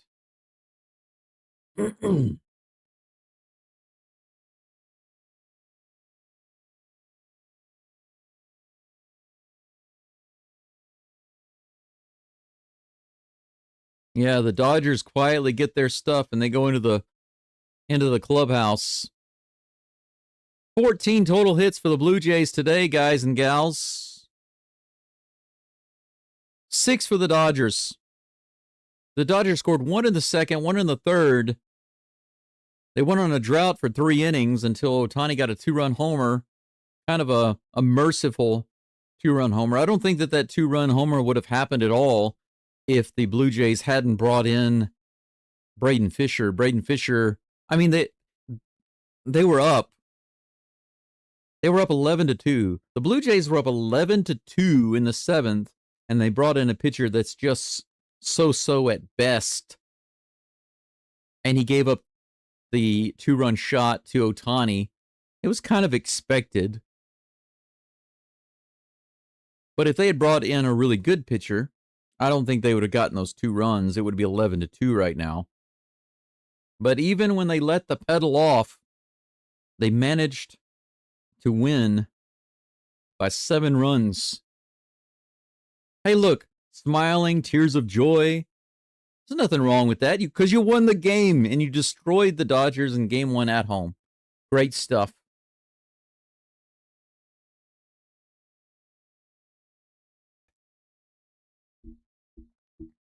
In this game, by the way, no swings and misses on 2-strike counts. Clement with 7 multi-hit games in the postseason. Most in franchise single postseason history for the Blue Jays. He tied that mark. If he has 1 more multi-hit game, he will be the record holder for the Blue Jays. Absolutely excellent. Tomorrow, Game 2 of the World Series will be on, I believe, the same time. Let me pull it up on the screen and check it out right quick.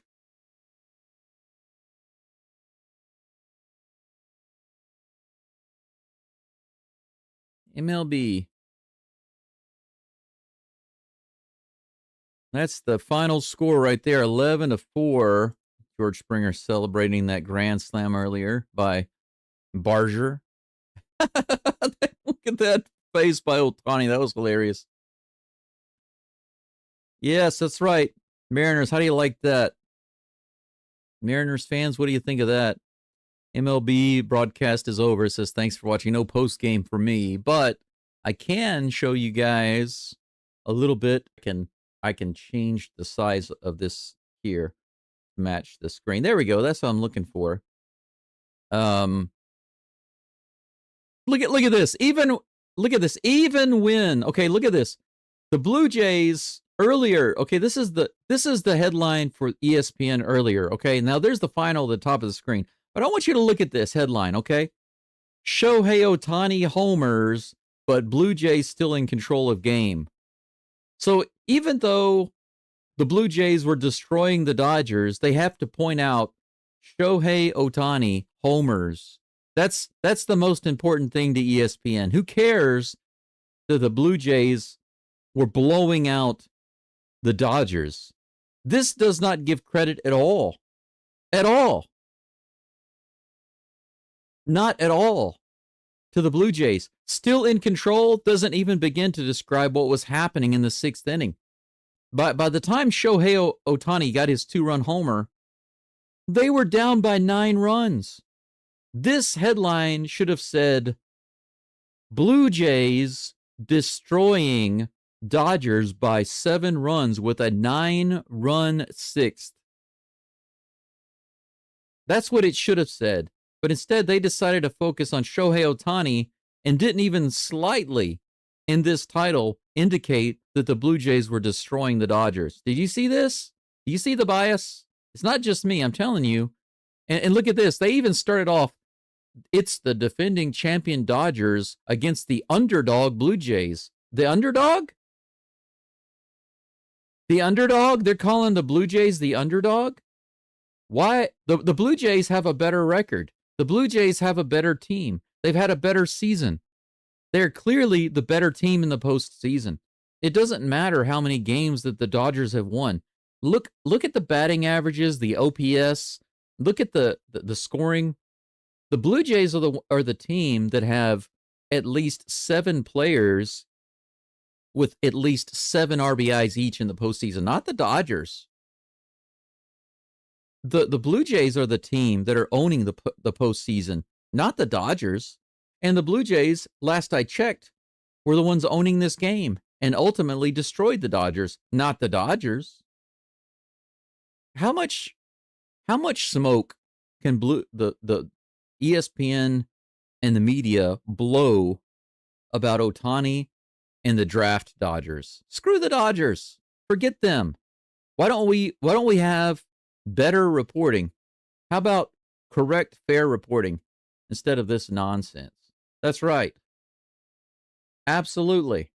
Blue Jays obliterated LA Dodgers, period. Absolutely. ESPN is crying the network meltdown. That's right. They're trying to cover for Ohtani and the Dodgers. So it's all about Ohtani, all about the Dodgers, and calling the Blue Jays underdogs. Why? Because the Dodgers had a terrible, crappy, lucky World Series title last year against a terrible Yankees team. You called this team, the clearly better team, the underdogs? Are you kidding me? What is it about the Blue Jays that says they are the underdogs? Because they're clearly not. Look at that score, ESPN. Look at that score, and you tell me. You go back and you look at the way they performed in the postseason and this game, and you tell me who the underdogs are. Because the Dodgers right now are clearly outclassed. Let's take a look at the schedule for the next game. Toronto is leading this series 1-0. Tomorrow is the 26th for me. If you're wondering why it says the 26th on the screen, that's because for me it's the 26th. For you in the U.S., it'll be the 25th. But this game tomorrow is at the same time, 9 a.m. And Yoshinobu Yamamoto will be pitching for the Dodgers versus Kevin Gausman for the Blue Jays. I think this is going to be a wake-up call for Yamamoto. I don't think he's ever faced a lineup like this before. Because you know what? Usually in a lineup, you have a few hitters, like especially like in the top of the lineup, you have to be really careful about how you pitch to them. And of course, you want to be careful with the bottom of the lineup. But those guys typically have stronger weaknesses and easier to figure out. And it's always the top of the lineup, the first half of the lineup that's the hardest, right? But right now, the Blue Jays are making it hard all the way through the lineup. They're not making it easy at all on the pitchers. And I think that Yamamoto hasn't faced a lineup like the Blue Jays, especially the way they're hitting right now in the postseason. So my prediction is that the Dodgers get lit up again tomorrow. Maybe the Blue Jays score 7 runs tomorrow, and they knock him out of the game before he can get to 5 innings. Maybe he'll be out even earlier than that. We'll see. Hoping that Kevin Gausman has a great game and that the Blue Jays go to L.A. with a 2-game lead. But we will see. We will see. Well, it's not just because of Springer. That just adds to it, Jay. That's like a icing on the cake, you know. Can't stand any former Astros player. They suffer from ACDS. That's right. They've definitely got the derangement syndrome. They've got Astros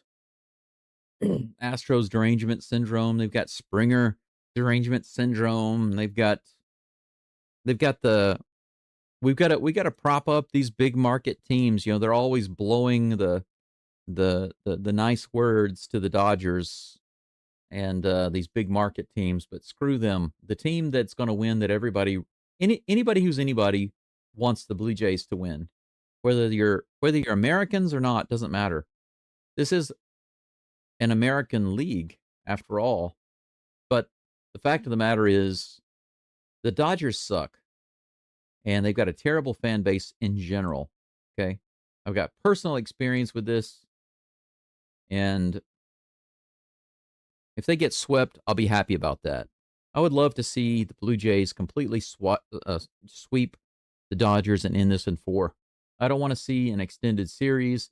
I used to think that, you know, seeing a 7-game series where the Blue Jays win it at the very end, kind of like what they did with Seattle, would be like the best way to really hurt the Dodgers fans. But I want a completely crushing sweep of the Dodgers so that everybody will know that the Dodgers were the underdogs, not the Blue Jays. That's what I want to see. But anyway, thank you for all of you being here today. My other channel, my GoDome subscribers, and those who found the channel otherwise. If you look at my pinned comment in the chat, you'll see my other channel. If for some reason I'm able to stream the next game on my GoDome channel, I'll do that. But if not, I will be back here on this channel tomorrow. So you can look for that link on my other channel, or you can subscribe here if you'd like, and wait for that to be posted. But either here or there, I'll be doing my live stream of World Series Game 2 tomorrow at the same time, and just be on the lookout for that. But that's it for today. Thank you again to my subscriber Thomas for sending me the PayPal donation. That was much appreciated. Getting that money. Let's see. That was about. Let's see. It was roughly 4,500 yen, and that's almost half of what I would make in a day working as a teacher. You know, teachers don't make a whole lot of money here, and so that I was able to get that donation, it was a big help, because like I said, today I'm going to be missing out. I could have made at least $10, if not as much as $14 or $15 just in live ads on my other channel, plus super chats and other donations. Altogether, I could have made, you know, who knows what I could have made, but it would have been no less than 5,000 yen, and it could have been as much as 120,000 or 12,000. I'm sorry, 120,000. I wish. It could have been as much as $100 or 15,000 yen. It could have been. But so I lost a significant amount of money by coming over here and doing my live stream here today. But the good news is that because of the donation by Thomas, I was able to make something back, and I really do appreciate that. I just wanted to say once again, thank you, Thomas, and to anyone else who donates. But that's it for today. It is 12:40 in the afternoon. I need to get out of here, go have myself some kind of lunch, take my vitamins, and probably do a little bit of cleaning. I've got some stuff that I need to do around here and do a little packing. I'm going to be moving here in a couple of weeks. I've got 3 main things to do today, really. I've got to get a suitcase packed because in a couple of weeks I'm moving to Hiroshima City. I won't be staying during the winter in this house. That's not my plan. And the reason is because it's too freaking cold here. And right now it's not even down to 10 degrees at night yet. It's getting close, but it gets down below freezing and snows heavily out here in the countryside. And so what I'm going to have to do is kind of batten down the hatches here and get the house secure inside and out as best I can. And then after that, in a couple of weeks, November 3rd, I will go pick up a key to an apartment in Hiroshima City. I'll be staying there during the summer, and I'll be live streaming my games there. The good thing is that I'll have a faster internet, and not only that, it'll be I think it'll be safer for me and my health. I'll be around people. I'll have better support, and I think I'll be able to rest more easily because in an environment like that, it's already clean and comfortable. It's safe and sound. I have an indoor bath, indoor kitchen. Everything is there that I need. Here in this house, I have no indoor bath. I have no indoor kitchen. My only way to clean is to either do like a sponge bath basically inside the house, or to go into my outdoor shower outside, which is really cold to do during the winter. And I have no indoor bathroom, so there's no toilet, none of that. And it's just life is really difficult during the winter here. So, to make a long story short, I will be moving to Hiroshima City. And the good thing about that is that I'll be able to focus more, I believe, on my health and doing my best to recover. Because, long story short, is my doctor is convinced that I'm going to die. Of course, we're all going to die, but he's convinced that I'm going to die soon. And he thinks that within less than a year, and or any day, he thinks any day within the next year, I could be gone. And I'd rather not. Of course, I'd rather not. There are a lot of things that I'd like to do, but admittedly, I don't feel as well as I should. And right now, the only thing I'm able to do is, for income, is do the live streams and depend on donations and ad revenue. Of course, the NBA decided to attack my channel over my NBA live stream, so I'm going to have to rethink and redo how I do the Rockets live streams. I think that I just can't show, I hate to say this, but I just can't show any more clips of the NBA games. The reason for that is simple.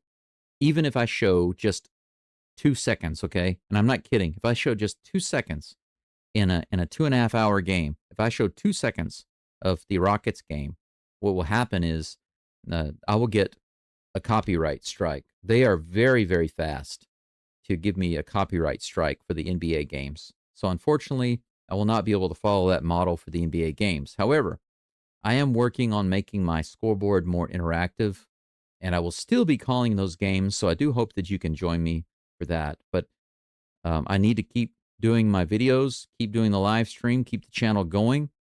I have very meager ways of producing income, and so all of your support is much appreciated. I mean, just by being here, if nothing else, just by being here, watching and listening to my live stream and liking the live stream, these things alone really help out my live stream. And if you're not able to actively participate and listen, at the very least, even if you have it playing in the background, or if you have my live stream going on your phone, these things really, really help out because you're telling YouTube that my content is interesting. And the longer you watch it, the better. And so I really, really do appreciate your support in those areas. But for those of you, of course, who are able to donate financially, that's also heavily appreciated. Thank you in advance for all of that. Right now, I think we have almost nobody watching, just one maybe. Let me see how many total likes I got on the live stream today. Let's refresh it. I wound up with 13. We got 3 watching. Thank you for being here. As you can see on the screen, as far as the game is concerned, 14 hits for the Blue Jays, 6 for the Dodgers. No errors for either team. So defense overall was pretty solid.